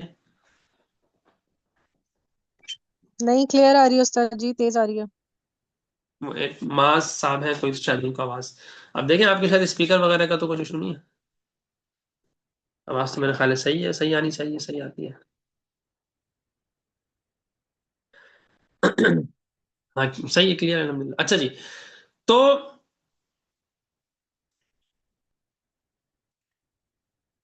یہ ایک بات یہ والی بات ہماری ہو گئی. ٹھیک ہے.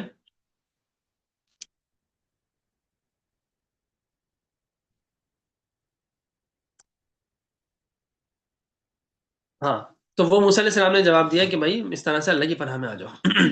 تو اللہ کی پناہ میں آنے کی بھی بہت زیادہ، بہت ہی زیادہ اہمیت ہے. مثال کے طور پر ہم دعا پڑھتے ہیں، ہم نے نیا کپڑا پہنا، نیا کپڑا پہننے کی کیا دعا ہے؟ بتائیں. نیا کپڑا پہننے کی دعا ہے کہ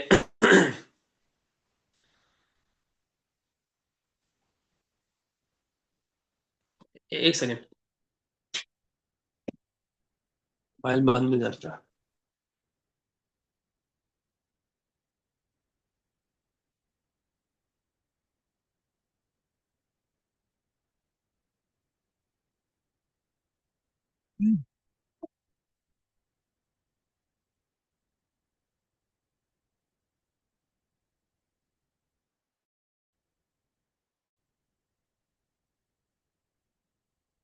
ہاں تو میں کیا بتا رہا تھا، کپڑے پہننے کی دعا. نئے کپڑے پہننے کی دعا کیا ہے؟ نئے کپڑے پہننے کی دعا ہے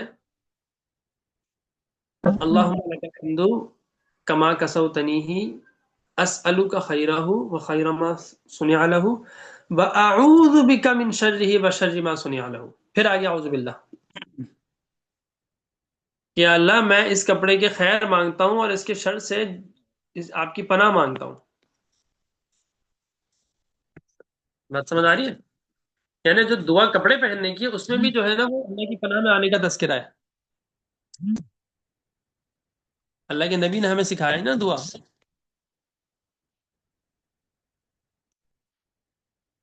اور ہم جو بیت الخلاء جاتے ہیں تو اس سے پہلے کیا دعا ہے؟ اللہم انی اعوذ بک من الخبث والخبائث، یا اللہ میں برے شیاطین، جنات اور بری جنیاں سے پناہ مانگتا ہوں. پھر پناہ، واش روم جا رہے ہیں تو پناہ، کپڑے نئے کپڑا خرید کے لائے ہیں، نیا کپڑا پہن رہے ہیں تو اللہ کی پناہ. اور جب ہم صبح اٹھ رہے ہیں تو اس میں بھی جو دعا آتی ہے اس میں بھی اعوذ بکا کے الفاظ آتے ہیں کہ یا اللہ صبح کے جو خیر ہے وہ عطا فرمائیے، اور جو شر ہے اس سے مجھے میں آپ کی پناہ مانگتا ہوں. تو اس میں اعوذ بکا کی بات آتی ہے. اعوذ باللہ من شر هذه الرؤیا، جب خواب دیکھتے ہیں برا خواب آئے تو اس کے بارے میں کیا ہے؟ اٹھیں بائیں طرف 3 دفعہ تھتکارنے کے بعد اللہ سے دعا کریں اللہم انی اعوذ بک من شر هذه الرؤیا، یا اللہ میں آپ کی پناہ میں آتا ہوں، آپ کی پناہ میں آتی ہوں اس خواب کے شر سے. تو حدیث میں آتا ہے آپ صلی اللہ علیہ وسلم نے ارشاد فرمایا کہ اس خواب کا جو شر ہے وہ ختم ہو جائے گا. جو خوابوں کی تعبیر کے پیچھے پڑتی ہے نا ہماری یہ ناسمجھ قوم، اس کی شرح یہ بالکل ایک بہت غلط حرکت ہے. جتنا پڑھیں گے اس کے پیچھے اتنا پھنسیں گے. ذرا سا کچھ خواب آ گیا، پریشان، کسی بھی مولوی صاحب کسی بھی عامل صاحب کے پاس پیچھے بھاگ رہے ہیں، جی حضرت ہمیں جو ہے نا وہ بتا دیں، اس کی تعبیر بتا دیں. یہ خود بھی غلط حرکت ہے بلکہ جہالت والی حرکت ہے. اور جو بیٹھے میں وہ جو صاحب بیٹھے میں وہ بھی تعبیر پہ تعبیر بتاتے جاتے ہیں. بھائی ہر خواب تعبیر والا نہیں ہوتا، 100 میں 1 2 خواب ہوتے ہیں جس کی کوئی تعبیر ہوتی ہے. ایسے تھوڑی ہر خواب جو ہے وہ تعبیر والا ہو رہا ہوتا ہے، اور ہمارے تو بالکل بھی نہیں. ہم لوگ تو ٹیڑے میڑے خواب ہیں سارے، وہ پیٹ میں گیسز ہوتی ہیں، ہم کھانا اس طرح کا کھاتے ہیں. ہم کون سے جو کی روٹی اور سیدھا سادہ کھانا کھاتے ہیں؟ ہمارے کھانے اتنے خطرناک ہیں. صحابہ اس دور میں آ جائے نا، ہمارے کھانے دیکھے کسی ڈنر پارٹی پہ آ جائیں صحابہ، وہ تو ان کو سمجھ ہی نہیں آگا کہاں آ گئے ہم. وہ بولیں گے یہ ہے کیا، ان کو کھانے بھی سمجھ نہیں آئیں گے. صحابہ سیدھا سادہ کھانا کھاتے تھے بھائی. ہمارے تو پتہ نہیں کیسے کیسے بڑے، میں یہ نہیں کہہ رہا ناجائز ہے، بالکل کھائیں، نعمتیں ہیں اللہ کی. لیکن جو خواب ہمیں آتے ہیں کچھ بایولوجی بھی انوالو ہے، کچھ سائیکالوجی بھی انوالو ہے. اسے تھوڑی کہ جو خواب آ رہا ہے جی تعبیر ہی پوچھو اس کی، ایسا نہیں ہوتا. تو اور اگر بالفرض کوئی خواب ہے بھی اور باقی اس کا کوئی شر ہے بھی تو یہ دعا کافی نہیں ہے. اللہ کے نبی کا فرمان ہمیں میرے آپ کے لیے کافی ہو جانا چاہیے کہ یہ دعا پڑھ لو تو اس خواب کے شر سے آپ کی جان چھوٹ جائے گی، اس خواب کی تکلیف آپ کو نہیں پہنچے گی پھر. تو ہمیں ان چیزوں کو، یہ اللہ کے نبی کی تعلیم دی اس لیے گئی، اللہ تعالیٰ نے، اللہ کے نبی نے ہمیں یہ تعلیم کیوں دی ہے؟ اللہ کے نبی نے اسی لیے تعلیم دی ہے.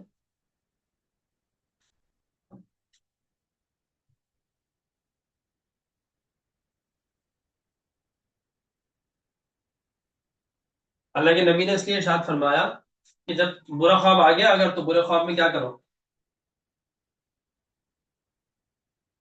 فوراً سے اللہ کی پناہ میں آ جاؤ.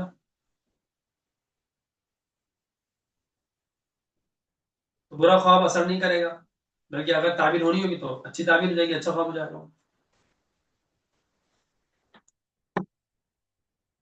تو اللہم انی اعوذ بک من شر حاذر، یا اللہ میں آپ کی پناہ مانگتا ہوں اس خوف کے شر سے. تو وہاں بھی کیا ہے؟ اعوذ باللہ، اعوذ بک، یعنی وہاں بھی تعوذ ہے، اللہ کی پناہ میں آنا ہے. اللہ اکبر. تو صبح کی دعا ہے، صبح میں اس میں بھی یہی ہے کہ اعوذ بک من شر ما فیہ و شر ما بعدہا. شام میں جو دعا اللہ کے نبی نے ہمیں سکھائی اس میں بھی یہی ہے کہ اعوذ بک من شرہا، شر ما فیہا و شر ما بعدہا. ٹھیک ہے. تو اس سے آپ کو آئیڈیا ہو رہا ہوگا کہ اعوذ باللہ کی اہمیت کتنی زیادہ ہے، اور ہمارے ہاں عام طور پر اس کی اہمیت وہ نہیں ہوتی جتنی ہونی چاہیے. یعنی آپ لوگ اس انداز سے سوچیں نا ذرا تھوڑی دیر کہ آخر کتنا اللہ تعالیٰ نے اعوذ باللہ اور اللہ کے نبی نے کتنا فوکس کیا اللہ کی پناہ میں آنے سے. ہم یہ صرف مسنون دعائیں اگر ہم پڑھ لیا کریں نا تو ہمیں شیطان، یہ جنات، یہ اثر، یہ جادو، کچھ بھی اثر نہیں کرے گا، کچھ بھی اثر نہیں کرے گا، بشرطے کہ پورا یقین ہو. پورے یقین سے آپ پڑھیں کہ بھائی اللہ کی نبی کی دعا پڑھ لی، کچھ نہیں ہوگا اب، کبھی بھی کچھ نہیں ہوگا. کوئی کالا جادو نہیں کر سکتا، ہو ہی نہیں سکتا، کچھ بھی نہیں ہو سکتا. ٹھیک ہے. اللہ اکبر. قرآن کریم میں خود اللہ نے فرمایا ہے فَإِذَا قَرَأْتَ الْقُرْآنَ فَاسْتَعِذْ بِاللَّهِ. حکم دیا اللہ تعالیٰ نے جب قرات کرو، قرآن پڑھو تو اللہ کی پناہ چاہو. فَاسْتَعِذْ بِاللَّهِ، اللہ حکم دے رہے ہیں. اسی لیے قرآن کریم کی جب ہم تلاوت شروع کریں، جب قرآن کریم پڑھیں تو اعوذ باللہ پڑھنا واجب ہے، بسم اللہ پڑھنا سنت ہے. لیکن اعوذ باللہ پڑھنا کیا ہے؟ واجب ہے، واجب، ضروری ہے. نہیں پڑھیں گے تو پوچھ ہوگی، سوال ہوگا، گناہ مل سکتا ہے. ٹھیک ہے. واجب کے چھوڑنے سے تو گناہ ہوتا ہے. اچھا آپ لوگ کے ذہن میں نا، کیونکہ میں مختلف باتیں بھی بیچ میں آ رہی ہے تو میں تھوڑا تھوڑا ایک اشارات کر کے جا رہا ہوں، آپ لوگ کے ذہن میں یقیناً سوالات آ رہے ہوں گے. تو آپ لوگ نے کیا کرنا ہے کہ اگر ابھی بھی پوچھ لیں تو اس میں 1-2 منٹ، یا 1-2 منٹ بھی زیادہ بول رہا ہوں میں، اگر 10 سیکنڈ میں 20 سیکنڈ میں جواب ہو سکتا ہے، یا تو میں جواب دے دوں گا، یا تو بہت ہی ضروری ہوگا تو بھلے اس میں 1-2 منٹ بھی لیں گے تو میں جواب دے دوں گا. لیکن اس کے علاوہ جو سوالات ہوں گے نا، میں ان کو جواب نہیں دوں گا، ان کو روک لوں گا، یا آپ کو بتا دوں گا کہ آپ لکھ لیں، گروپ پہ بھیج دیں یا مجھے پرسنل پہ بھیج دیں، وہ آپ لوگ کی مرضی ہے. تو پھر میں اس کا جواب آپ کو دے دوں گا. این ممکن ہے کہ وہ بات آگے آ رہی ہوگی، آپ کے سوال کا جواب آگے آ رہا ہوگا، تو میں جواب نہیں دوں گا، بتا دوں گا کہ بھائی آگے بات آ رہی ہے. ٹھیک ہے. تو آپ لوگ اپنے سوالات اپنے پاس لازمی لکھ لیں، یا تو ابھی بولنا تو ابھی بول دیں، ورنہ لکھ لیں لازمی اپنے پاس لیں. اچھا چیٹ پہ لکھیں گے تو چیٹ نا کچھ پڑھی جاتی ہے، کچھ مس ہو جاتی ہے، تو وہ آپ اپنے پاس لکھیں اور مجھے کیا کہتے ہیں گروپ پہ بھیجیں یا پرسنل بھیجیں، وہ جیسے بھی آپ لوگ کو آسانی ہو. مطلب بعد میں پوچھتے ہیں، ابھی انشاءاللہ گروپ تو ابھی تو خیر وہ ہے،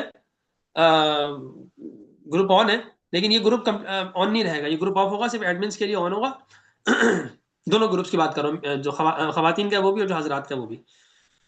ٹھیک ہے. اچھا جی. تو اچھا آپ دیکھیں یوسف علیہ السلام کا واقعہ. یوسف علیہ السلام کے واقعے میں کیا ہوا ہے کہ سارا واقعہ آپ لوگوں کو پتہ ہے، انشاءاللہ تفصیل سے آگے آ بھی جائے گا، تو میں وہ واقعہ بھی یہاں نہیں دہرانا چاہتا. لیکن یوسف علیہ السلام کے واقعے میں زلیخا ایک بہت ہائیلی اسٹینڈرڈ، بہت، یعنی زلیخا چھوٹی عورت نہیں تھی، اور خدا نخواستہ نعوذ باللہ ہم لوگ سمجھتے نہیں، وہ تو بہت گندی عورت تھی، وہ بری عورت نہیں تھی، خاندانی عورت تھی، بہت اچھی عورت تھی، پاک دامن عورت تھی، بڑے خاندان کی تھی، ہائی لیول اس کا تھا، اسٹیٹس تھا، مطلب ایک اچھی اور خوبصورت تھی. صحیح ہے. وہ جو ایک اس نے یوسف کو گناہ کی دعوت دی نا، ہم یہ سمجھتے ہیں کہ جی وہ تو بہت گناہگار ٹائپ کی کوئی عورت تھی. ایسا نہیں ہے، ایسا نہیں سوچنا چاہیے. ویسے بھی تھی بھی نہیں وہ تو ویسے بھی ایک آدھ واقعہ کسی کا کچھ سن لیا تو ویسے بھی اس کو نہیں سوچنا چاہیے، گناہ ہے یہ، بدگمانی ہے یہ. لیکن خیر وہ بہت اچھی عورت تھی. لیکن یوسف علیہ السلام کا حسن اتنا زیادہ تھا کہ اسے برداشت نہیں ہوا، تو اس نے برائی کی دعوت دی. اب آپ اندازہ لگائیں، جوان آدمی ہے، خوبصورت عورت ہے، ہائی لیول کی اسٹیٹس والی عورت ہے، بلکہ یوسف علیہ السلام جہاں رہ رہے ہیں وہ اسی کا ہی یہ سب کچھ گھر، اور وہ خود ہی دعوت دے رہی ہے گناہ کی.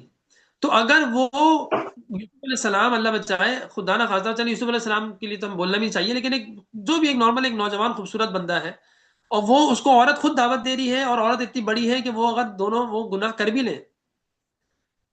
بھی لیں تب بھی کسی کو کانوں کان خبر نہیں ہوگی. کوئی اس کے کمرے میں نہیں آ سکتا، کوئی اس سے، مطلب وہ بہت ہائی لیول کی ہے نا، تو اس کو کوئی پوچھنے والا نہیں ہے. تو آپ کو کوئی مسئلہ بھی نہیں ہے، گناہ کر لینے میں کوئی مسئلہ بھی نہیں ہے. صرف ایک چیز ہے گناہ سے رکنے کی، وہ اللہ تعالیٰ، اللہ کا احساس، بس اللہ کی ناراضی کا احساس، خوف، بس. تو یوسف علیہ السلام، اور پھر وہ، میں نے اٹیکنگ پوزیشن میں، یعنی وہ آ رہی ہے، وہ بول رہی ہے، پیچھے پڑی ہوئی ہے، پکڑ رہی ہے، کھینچ رہی ہے.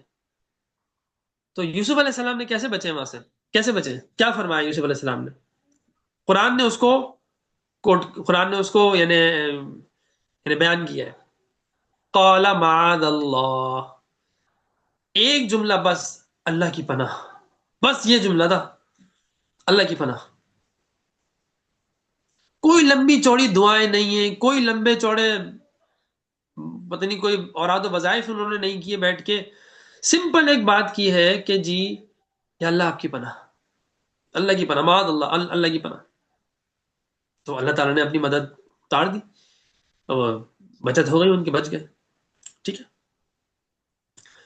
تو معاذ اللہ کا کیا پناہ؟ اللہ کی پناہ. اعوذ باللہ، اللہ کی پناہ. ایک حدیث میں آتا ہے کہ آپ صلی اللہ علیہ وسلم نے دیکھا کہ دو صحابہ، دو لوگوں میں نا بہت بات کچھ انبن ہوئی، اور بڑھتے بڑھتے اتنی ہو گئی کہ دونوں کی آوازیں بہت بلند ہو گئی، لڑائی ہو گئی. تو آپ صلی اللہ علیہ وسلم کے ساتھ ایک صحابی تھا، آپ صلی اللہ علیہ وسلم نے فرمایا کہ یہ دونوں، اچھا اتنا وہ لڑ رہے تھے غصے میں، اتنا چیخ چلا رہے تھے کہ ان کے منہ سے جھاگ نکل رہا تھا. انسان بہت زیادہ غصہ ہو رہا ہوتا ہے تو کیا ہوتا ہے، اس طرح سے منہ سے تھوک جھاگ نکل رہا ہوتا ہے نا. تو اس طرح کی حالت ہو گئی تھی. تو آپ صلی اللہ علیہ وآلہ وسلم نے فرمایا کہ میں ایک ایسا جملہ جانتا ہوں کہ اگر یہ دونوں پڑھ لیں تو ان کا غصہ ختم ہو جائے گا. صحابہ نے پوچھا کیا یا رسول اللہ، کیا جملہ ہے وہ؟ اللہ کے نبی نے فرمایا وہ ہے اعوذ باللہ. اللہ اکبر. ٹھیک ہے. تو ہم کہیں کسی جگہ جا رہے ہیں تو اعوذ باللہ کچھ کر رہے ہیں تو بار بار اللہ کی پناہ میں آنا، اللہ کی پناہ میں آنے کی تلقین ترغیب احادیث میں، دعاؤں میں، مسنون دعاؤں میں دی گئی ہے. صحابہ یہ پڑھا کرتے تھے، اس لیے ان پہ کوئی جنات جادو اثر نہیں کر رہا ہوتا تھا. اللہ ماشاء اللہ کوئی 5 لاکھ صحابہ ہیں، ان میں سے ایک آدھ پہ کوئی واقعہ ہو گیا ہو تو ایک الگ بات ہے، ایک دو پہ، دو چار پہ تو نیگلیجیبل ہے. لیکن ہمارے یہاں تو کیا، ذرا سا کچھ ہو جائے جی، فلاں کا سر ہے، فلاں کا جادو ہے، فلاں کی نظر ہے، فلاں کا ٹوکا ہے، فلاں کا فلاں ہے، پتہ نہیں کیا ہے. تو ایسا کچھ نہیں ہوتا کہ ہمارے یہاں بھی ہونا نہیں چاہیے. وہ ہمارے دماغ، وہ ایک الگ ٹاپک ہے، میں اس پہ کافی بات کر چکا ہوں، کرتا رہتا ہوں. تو اعوذ باللہ پڑھیں، اللہ کی پناہ میں رہیں، کچھ بھی نہیں ہوتا.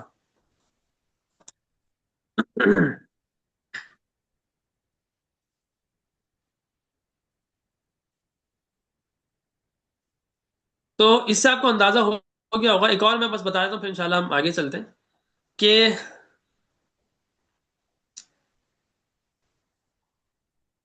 ابو داؤد شریف کتاب الصلاۃ کی آخری حدیث ہے کہ ایک صحابی آئے، انہوں نے بولا یا رسول اللہ بہت تنگی ہے. انہوں نے اچھا، تو میں ایسا نہیں کلمات بتا دوں کہ جس سے تمہاری تنگی دور ہو جائے اور وہ خوشی غم یا خوشی میں بدل جائے، اس طرح کچھ اللہ کے نبی نے فرمایا. انہوں نے کہا جی جی یا رسول اللہ. تو انہوں نے فرمایا کہ دیکھو دیکھو یہ پڑھا کرو، صبح شام یہ پڑھا کرو. کیا پڑھا کرو؟ اب دعا سنیں، غور سے سنیں. آپ لوگوں کو اکثر یاد بھی ہوگی، پڑھتے ہوں گے آپ لوگ. اللہم انی اعوذ بک من الہم والحزن واعوذ بک من العجز والکسل واعوذ بک من الجبن والبخل واعوذ بک من غلبۃ الدین وقہر الرجال. ابو داؤد شریف کتاب الصلاۃ کی آخری دعا. ٹھیک ہے، آخری حدیث. تو کتنی دفعہ اعوذ باللہ اعوذ بک آ رہا ہے؟ اللہ آپ کی پناہ، یا اللہ آپ کی پناہ، یا اللہ آپ کی پناہ، یا اللہ آپ کی پناہ. کتنی دعائیں ہیں، اتنی دعائیں ہیں جس میں اعوذ بکا کا لفظ آتا ہے کہ بہت زیادہ دعائیں ہیں. ٹھیک ہے.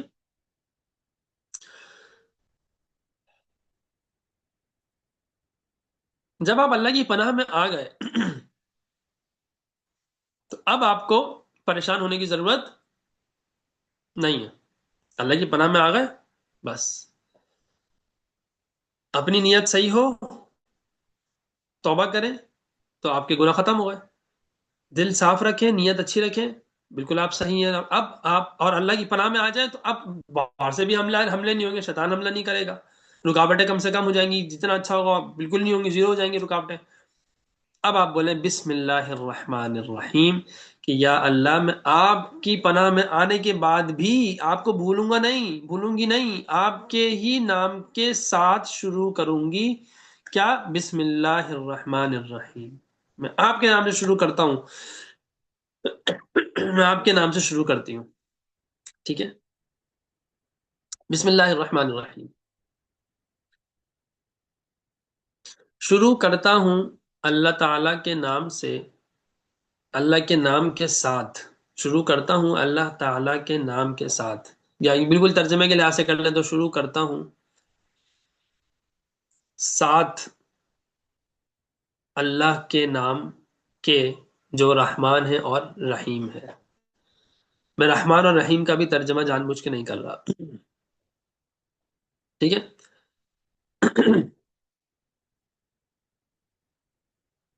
تو بسم اللہ الرحمن الرحیم کا مطلب کیا ہے کہ میں اللہ کے نام کے ساتھ شروع کرتا ہوں جو رحمان ہے اور کیا ہے، رحیم ہے۔ یہاں پہ بھی آپ غور کریں، یہ بھی ہو سکتا تھا کہ میں اللہ کی مدد کے ساتھ شروع کرتا ہوں، یا یہ بھی ہو سکتا تھا کہ میں اللہ کے ساتھ شروع کرتا ہوں، یعنی اللہ ہی کو اپنا ساتھی بنا لیتا ہوں، اللہ ہی کو اپنے ساتھ لے لیتا ہوں۔ لیکن ہاں یہاں پہ بسم اللہ، اسم کہتے ہیں نام کو، الف سین اور میم، اسم کہتے ہیں نام کو۔ میں اللہ کے نام کے ساتھ شروع کرتا ہوں۔ کیا مطلب؟ کہ اللہ کی معیت یا اللہ کا ساتھ تو ایک الگ ایک مطلب، ٹھیک ہے وہ بھی ایک بات ہے، لیکن اللہ کا نام ہی اتنا طاقتور ہے، اور اللہ کے نام کے ساتھ ہونے کا مطلب انڈائریکٹلی یہی ہے کہ اللہ کے ساتھ، اللہ ہمارے ساتھ ہے۔ لیکن لفظ میں جو بات ہے وہ یہ ہے کہ اللہ کے نام کے ساتھ، یعنی اللہ کے نام میں اتنی طاقت ہے، لفظ اللہ میں یا اللہ کے اور بھی جو نام ہے جو اسماء حسنہ ہے ان میں اتنی طاقت ہے کہ اس کے بعد مزید کسی مدد کی ضرورت نہیں ہے۔ ٹھیک، بسم اللہ الرحمن الرحیم۔ اچھا، آپ لوگوں کو احساس ہو رہا ہوگا بھی اعوذ باللہ کی اتنی لمبی ہم نے بات کی، تقریباً 40 منٹ یا جتنا بھی ہم نے بات کی اعوذ باللہ پہ، تو آپ کو تھوڑا سا ایک ریئلائزیشن تو انشاءاللہ ہوئی ہوگی کہ ہاں یار اللہ کی پناہ میں آنا کی ایک اہمیت ہے۔ اور اللہ کے نبی نے دعا میں جو ہم یہاں پہ تھوڑا سا فاسٹ چلیں گے تو اس لیے میں ابھی، کیونکہ پہلا دن ہے تو آج تو بہت زیادہ فاسٹ نہیں چل رہا،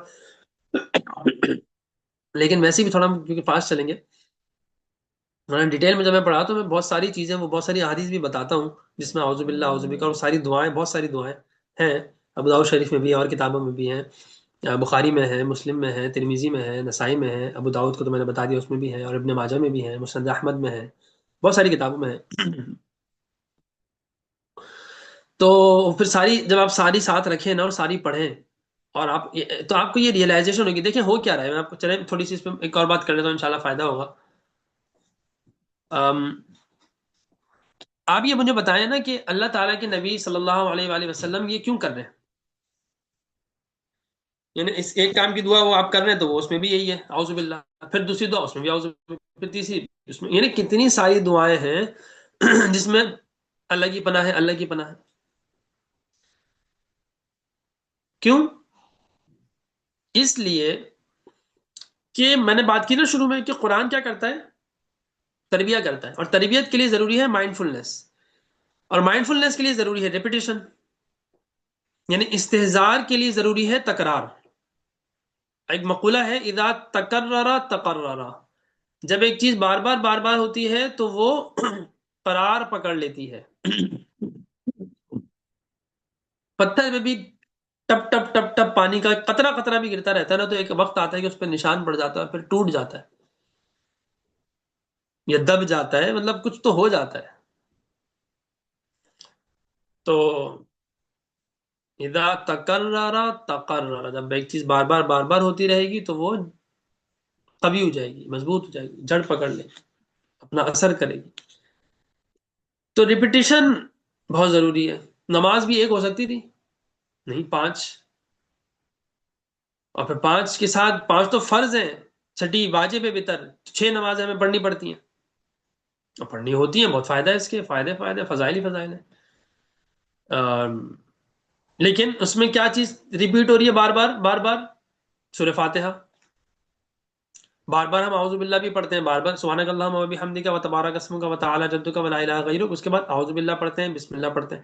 ہر رکعت میں اعوذ باللہ بسم اللہ آ رہا ہے سورہ فاتحہ سے پہلے، ہر رکعت میں اعوذ باللہ تو چلو بعد میں نہیں آ گا، ایک ہی دفعہ آ گا کہ بس اللہ کی پناہ میں آ گئے تو بس اب آ گئے۔ اس میں بھی یہ سبق ہے کہ بس آ گئے نا اللہ کی پناہ میں، بس اب جب تک تم کوئی خلاف شریعت عمل نہیں کرو گے انشاءاللہ اللہ کی پناہ سے نہیں نکلو گے۔ تو نماز تو پوری ہے ہی عبادت، براہ راست عبادت ہے۔ تو اللہ تعالیٰ کے نبی صلی اللہ علیہ وسلم اور اللہ تعالیٰ بھی ہمیں جو ساری تعلیم دے رہے ہیں وہ کس لیے دے رہے ہیں؟ بار بار اعوذ باللہ اعوذ باللہ بار بار اس لیے آ رہا ہے کہ ہمارا استحضاء، ہمارا مائنڈ فلنس ہمیں مل جائے، اور ہمیں استحضار حاصل ہو جائے اللہ تعالیٰ کی پناہ میں آنے کا، اور اس عادت کے پڑ جانے کا ہمیں، یعنی کہ خود یہ عادت ہمیں پڑ جائے کہ ہم کیا رہیں، اللہ کی پناہ میں رہیں بار بار۔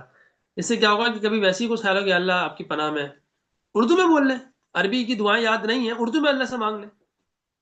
آپ کپڑے پہن رہے ہیں، یا اللہ اس کپڑے کی خیر مجھے دے، اس کپڑے کے شر سے میں آپ کی پناہ مانگتا ہوں، اس کپڑے کے شر سے بچا اور آپ کی پناہ مانگتا ہوں.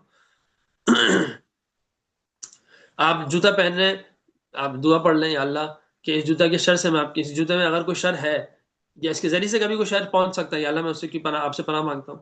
گھر سے نکلنے بسم اللہ توکلت علی اللہ لا حول ولا قوت الا باللہ، تو دعائیں یاد ہی ہوتی ہے، وہ پڑھ لیں. اس کے ساتھ پھر بولیں یا اللہ میں راستے میں جا رہا ہوں، راستے میں تمام اگر جو بھی شرور ہیں، یا اللہ ان سب کے شر سے میں آپ کی پناہ مانگتا ہوں.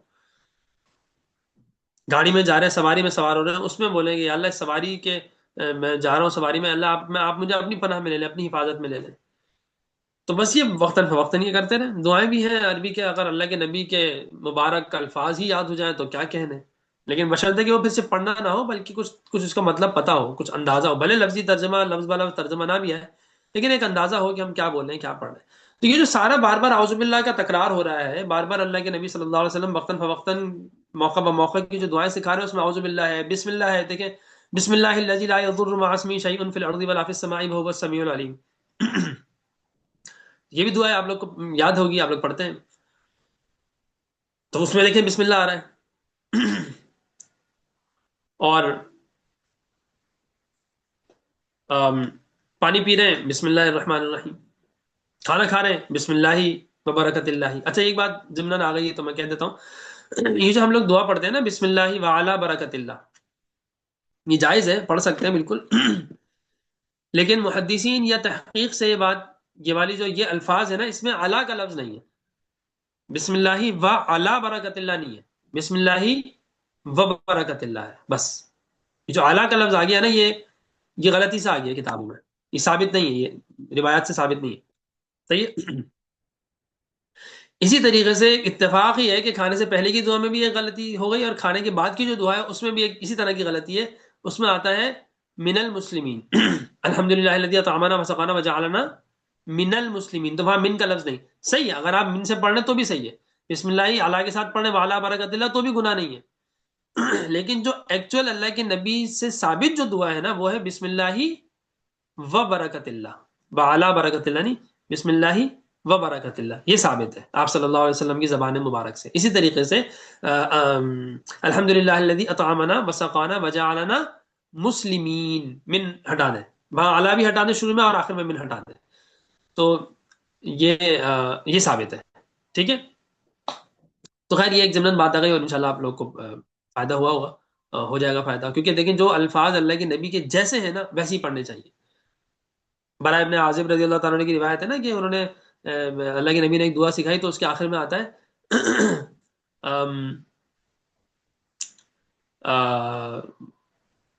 پوری دعا یہ ہے اللہم انی اسلمت نفسی الیک ووجہت وجہی الیک وفوضت امری الیک والجأت ظہری الیک رغبتا ورہبتا الیک لا ملجأ ولا منجأ منک الا الیک آمنت بکتابک الذی انزلت وبنبیک الذی ارسلت. یہ اللہ کے نبی نے دعا سکھائی، بتائی، اور پھر اللہ کے نبی نے فرمایا کہ مجھے سناؤ دعا، دہراؤ. تو جب انہوں نے پوری دعا پڑھی دہرائی، تو آخر میں انہوں نے بولا، اللہ کے نبی نے فرمایا تھا آمنت بکتابک الذی ارسلت وبنبیک الذی آمنت بکتابک الذی انزلت وبنبیک الذی ارسلت، کہ اے اللہ میں ایمان لایا اس کتاب پر جو آپ نے نازل کی ہے، اور اس نبی پر جس کو آپ نے بھیجا ہے، اس نبی پر جس کو آپ نے بھیجا ہے. ٹھیک ہے، یہ یاد رکھیں، اس نبی پر جس کو آپ نے بھیجا ہے، اس نبی پر جس کو آپ نے بھیجا ہے. ٹھیک ہے، یہ دعا ہے. برا ابن عازم نے جب دعا دہرائی تو آخر میں انہوں نے کہا آمنت بکتابک الذی انزلت وبرسولک الذی ارسلت، کہ میں ایمان لایا اس کتاب پر جو آپ نے نازل کی ہے، اور اس رسول پر جو آپ نے بھیجا ہے. اللہ کے نبی نے کیا کہا تھا؟ وبی نبی الذی ارسلت، اس نبی پر. اور برا ابن عازم نے کیا کر دیا؟ اس رسول پہ. نبی اور رسول میں کوئی خاص فرق نہیں ہے، یہ فرق ہے کہ نبی جو ہے وہ اس کو وحی آتی ہے، شریعت نئی نہیں ملتی، پرانی شریعت ہوتی ہے، اس کے اندر جو غلطیاں ہو گئی ہوتی ہیں، بگاڑ پیدا ہو گیا ہوتا ہے، اس کی اصلاح کرتے ہیں وہ. اور رسول وہ ہوتے ہیں جس کو وحی تو آتی ہی آتی ہے، اس کو نئی شریعت بھی ملتی ہے، نئی کتاب بھی ملتی ہے.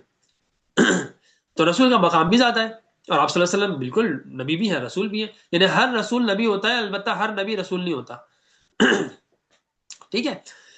تو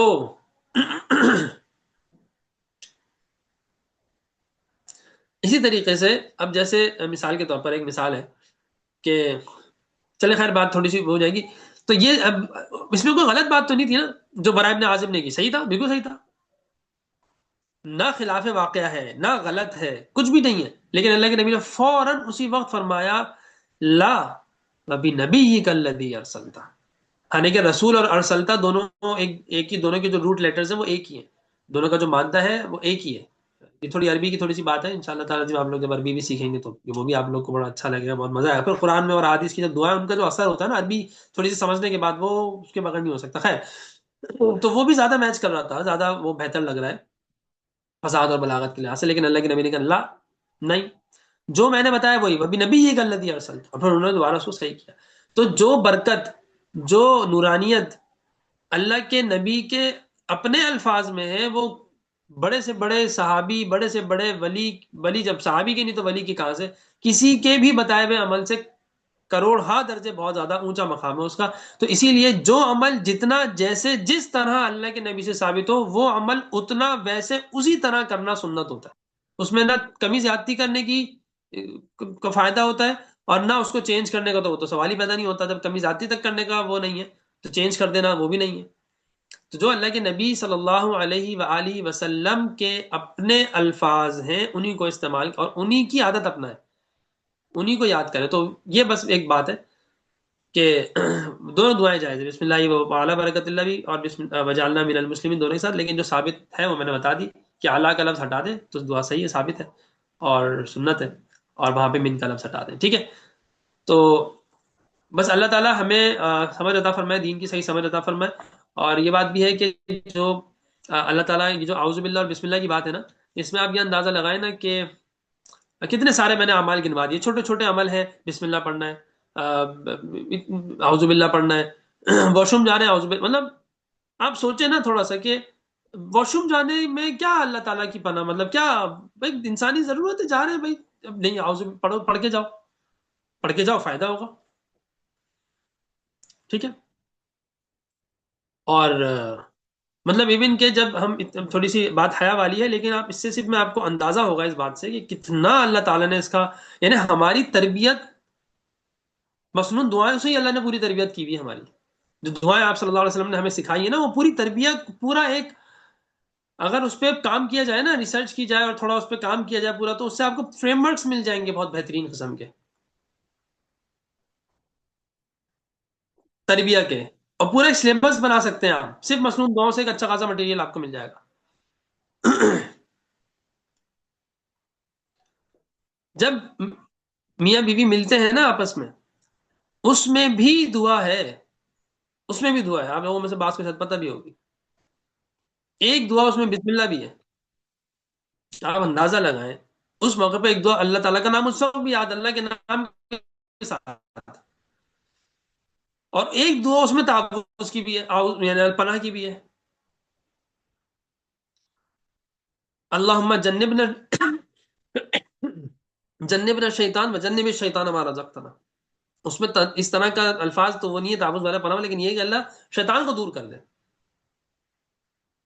شیطان کو دور کر دے اور ہمیں شیطان سے دور کر دے، اور اس کو جو ہمیں آپ عطا فرمائیں گے اس کو بھی شیطان کی پناہ، اس کو بھی شیطان سے دور کر دے اور اپنی پناہ میں رکھ، یعنی اپنی پناہ میں رکھ تو خیر میں وہ کر رہا ہوں کہ مطلب اصل کیا ہے کہ شیطان سے اس کو بھی دور رکھ، جنب الشیطان ما رزقتنا، شیطان کو دور کر دے اس چیز سے جو آپ ہمیں عطا فرمائیں گے، کیا اولاد، پتہ بھی نہیں ہے اولاد ہوگی نہیں ہوگی، لیکن یہ اللہ تعالیٰ نے کہ اللہ کو یاد رکھنا اور شیطان سے اپنے آپ کو، اپنی اولاد کو اس وقت سے بچانا، یہ ہماری تربیت ہو رہی ہے کہ تربیت کیسے کرنی ہے، ہمیں یہی نہیں پتا کہ تربیت کیسے کرنی ہے۔ تو خیر اس ٹائم پہ جو اتنا ایک پرسنل اور مطلب حیا والا معاملہ بھی ہے، اس میں بھی اللہ تعالیٰ نے ہمیں یہ سکھایا ہے، اللہ کے نبی نے یہ سکھایا ہے، یہ ہمارے دماغ میں ڈالنے کی مطلب ڈالا ہے کہ اس وقت بھی دعا کرو کہ شیطان کے شرور سے تمہاری اولاد اور تم بچے رہو، اور اس وقت بھی اللہ کا نام لے کے اللہ کو یاد رکھو، بسم اللہ اس وقت بھی ہے۔ تو دو تین دعائیں ہیں اس وقت کی۔ پانی پینا ایک چھوٹا سا عمل ہے، لیکن پانی پینے سے پہلے بسم اللہ پڑھو، کھانا کھانے سے پہلے بسم اللہ پڑھو، پانی پیو بیٹھ کے پیو، کیوں؟ اس کی بہت ساری سائنٹیفک وجوہات تو ہیں، لیکن اللہ کے نبی ہمیں ایک طریقہ اور سلیقہ اور زندگی گزارنے کا ایک ڈھنگ سکھا رہے ہیں، دیکھ کے پیو، دیکھ کے پیو۔ ایک وجہ تو یہ ہے کہ بھائی کچرا ہو سکتا ہے، جیسے عام طور پہ ہم لوگ کہہ رہے ہوتے ہیں، لیکن ایک اور وجہ یہ ہے کہ اللہ کی دی ہوئی نعمت کو جب تم دیکھو گے تو تمہیں اس نعمت کا ایک خیال اور ایک احساس ہوگا، اور اس کو دیکھو، غور کرو کہ کیا نعمت ہے یہ پانی، کیسے آیا ہے تم تک یہ پانی۔ ایسے نہیں نل کھولا یا ڈسپینسر کھولا، اس کا بٹن دبایا اور آ گیا، ایک بوتل سے نکالا پانی مل گیا، نہیں۔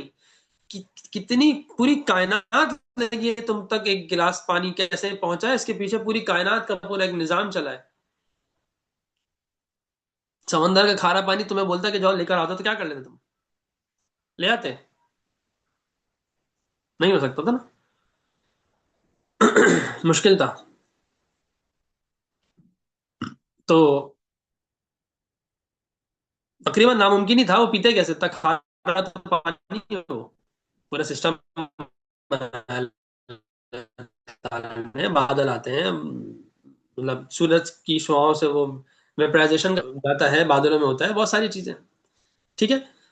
تو خیر یہ اس پہ ہم تھوڑی سی بات، تھوڑا سا ہمیں سوچنا چاہیے، تھوڑی سی ہم بات بھی مزید کر لیں گے انشاءاللہ تعالی جی۔ تو خیر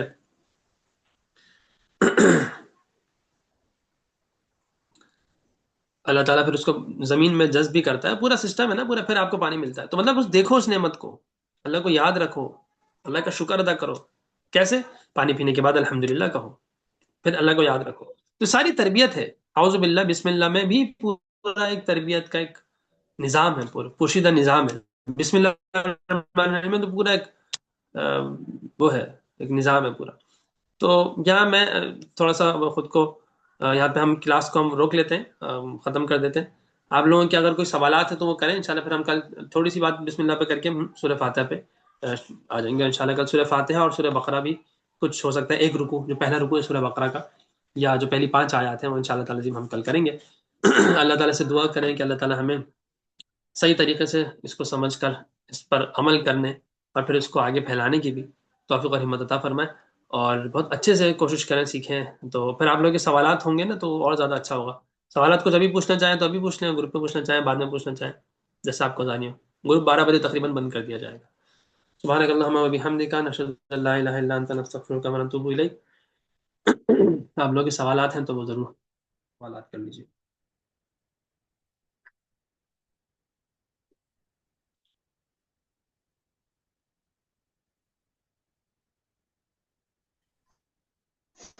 السلام علیکم ورحمۃ اللہ وبرکاتہ۔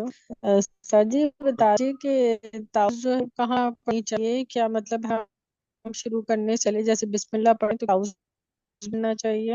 کیونکہ اس سے لوگ ہر چیز ہر کام کے میں جیسے بسم اللہ پڑھتے ہیں تو اس سے پہلے جو ہے وہ اعوذ باللہ بھی پڑھتے ہیں، اس کو ذرا سا بتائیے۔ اچھا، مجھے تھوڑے نا آپ کی بات بہت کٹ رہی تھی، لیکن میں جو سمجھا اس کے بعد سے جواب دے دیتا ہوں، پھر کوئی بات رہ جائے گی تو پوچھ لیجیے گا۔ اعوذ باللہ پڑھنا جو ہے وہ چند مقامات پر سنت ہے، جیسے کہ میں نے بتا دیا، کچھ دعاؤں کا بتا دیا، قرآن کریم کا بتا دیا، قرآن کریم کی تلاوت سے پہلے اعوذ باللہ۔ بعض لوگوں کی ہوتا ہے کہ میٹنگ ہے، میٹنگ میں گئے تو کچھ بات کرنی ہے یا اپنی پریزنٹیشن پریزنٹ کرنی ہے، اس میں کوئی اعوذ باللہ بسم اللہ قرآن کی کوئی بات نہیں ہے، لیکن بس جا کے بیٹھیں گے اور اعوذ باللہ من الشیطان الرجیم بسم اللہ الرحمن الرحیم، تو بھائی ہماری یہ پریزنٹیشن ہے، یہ ہے فلاں فلاں، اپنی بات شروع کر دیں گے۔ تو وہاں اعوذ باللہ نہیں پڑھنا چاہیے، یعنی پڑھ لیں، یعنی کہ پڑھنا نہیں چاہیے، سنت نہیں ہے، یہ طریقہ بھی نہیں ہے کہ اس طرح آپ کہیں بھی بیٹھ جائیں اور اعوذ باللہ پڑھیں، زور سے اعوذ باللہ پڑھنا شروع کر دیں، ابھی بسم اللہ، بسم اللہ تو ہے، جو بھی اچھا کام کریں بسم اللہ ضرور پڑھیں، ہم تھوڑی سی بسم اللہ پہ کل بات کریں گے، لیکن وہاں اعوذ باللہ نہیں ہے ثابت، وہاں سنت نہیں ہے۔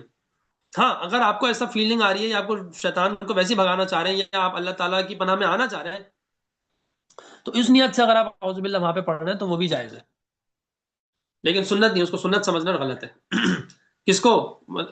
تقریر کرنے سے پہلے یا کچھ پریزنٹیشن پریزنٹ کرنے سے پہلے اعوذ باللہ پڑھنے کو سنت سمجھنا غلط ہے۔ بسم اللہ پڑھ لینا چاہیے، بسم اللہ پڑھنا سنت ہے اچھے کام سے پہلے۔ جی جزاکم اللہ خیرن کثیرا استاد جی، یہی پوچھنا چاہ رہی تھی میں۔ ٹھیک ہے، آمین۔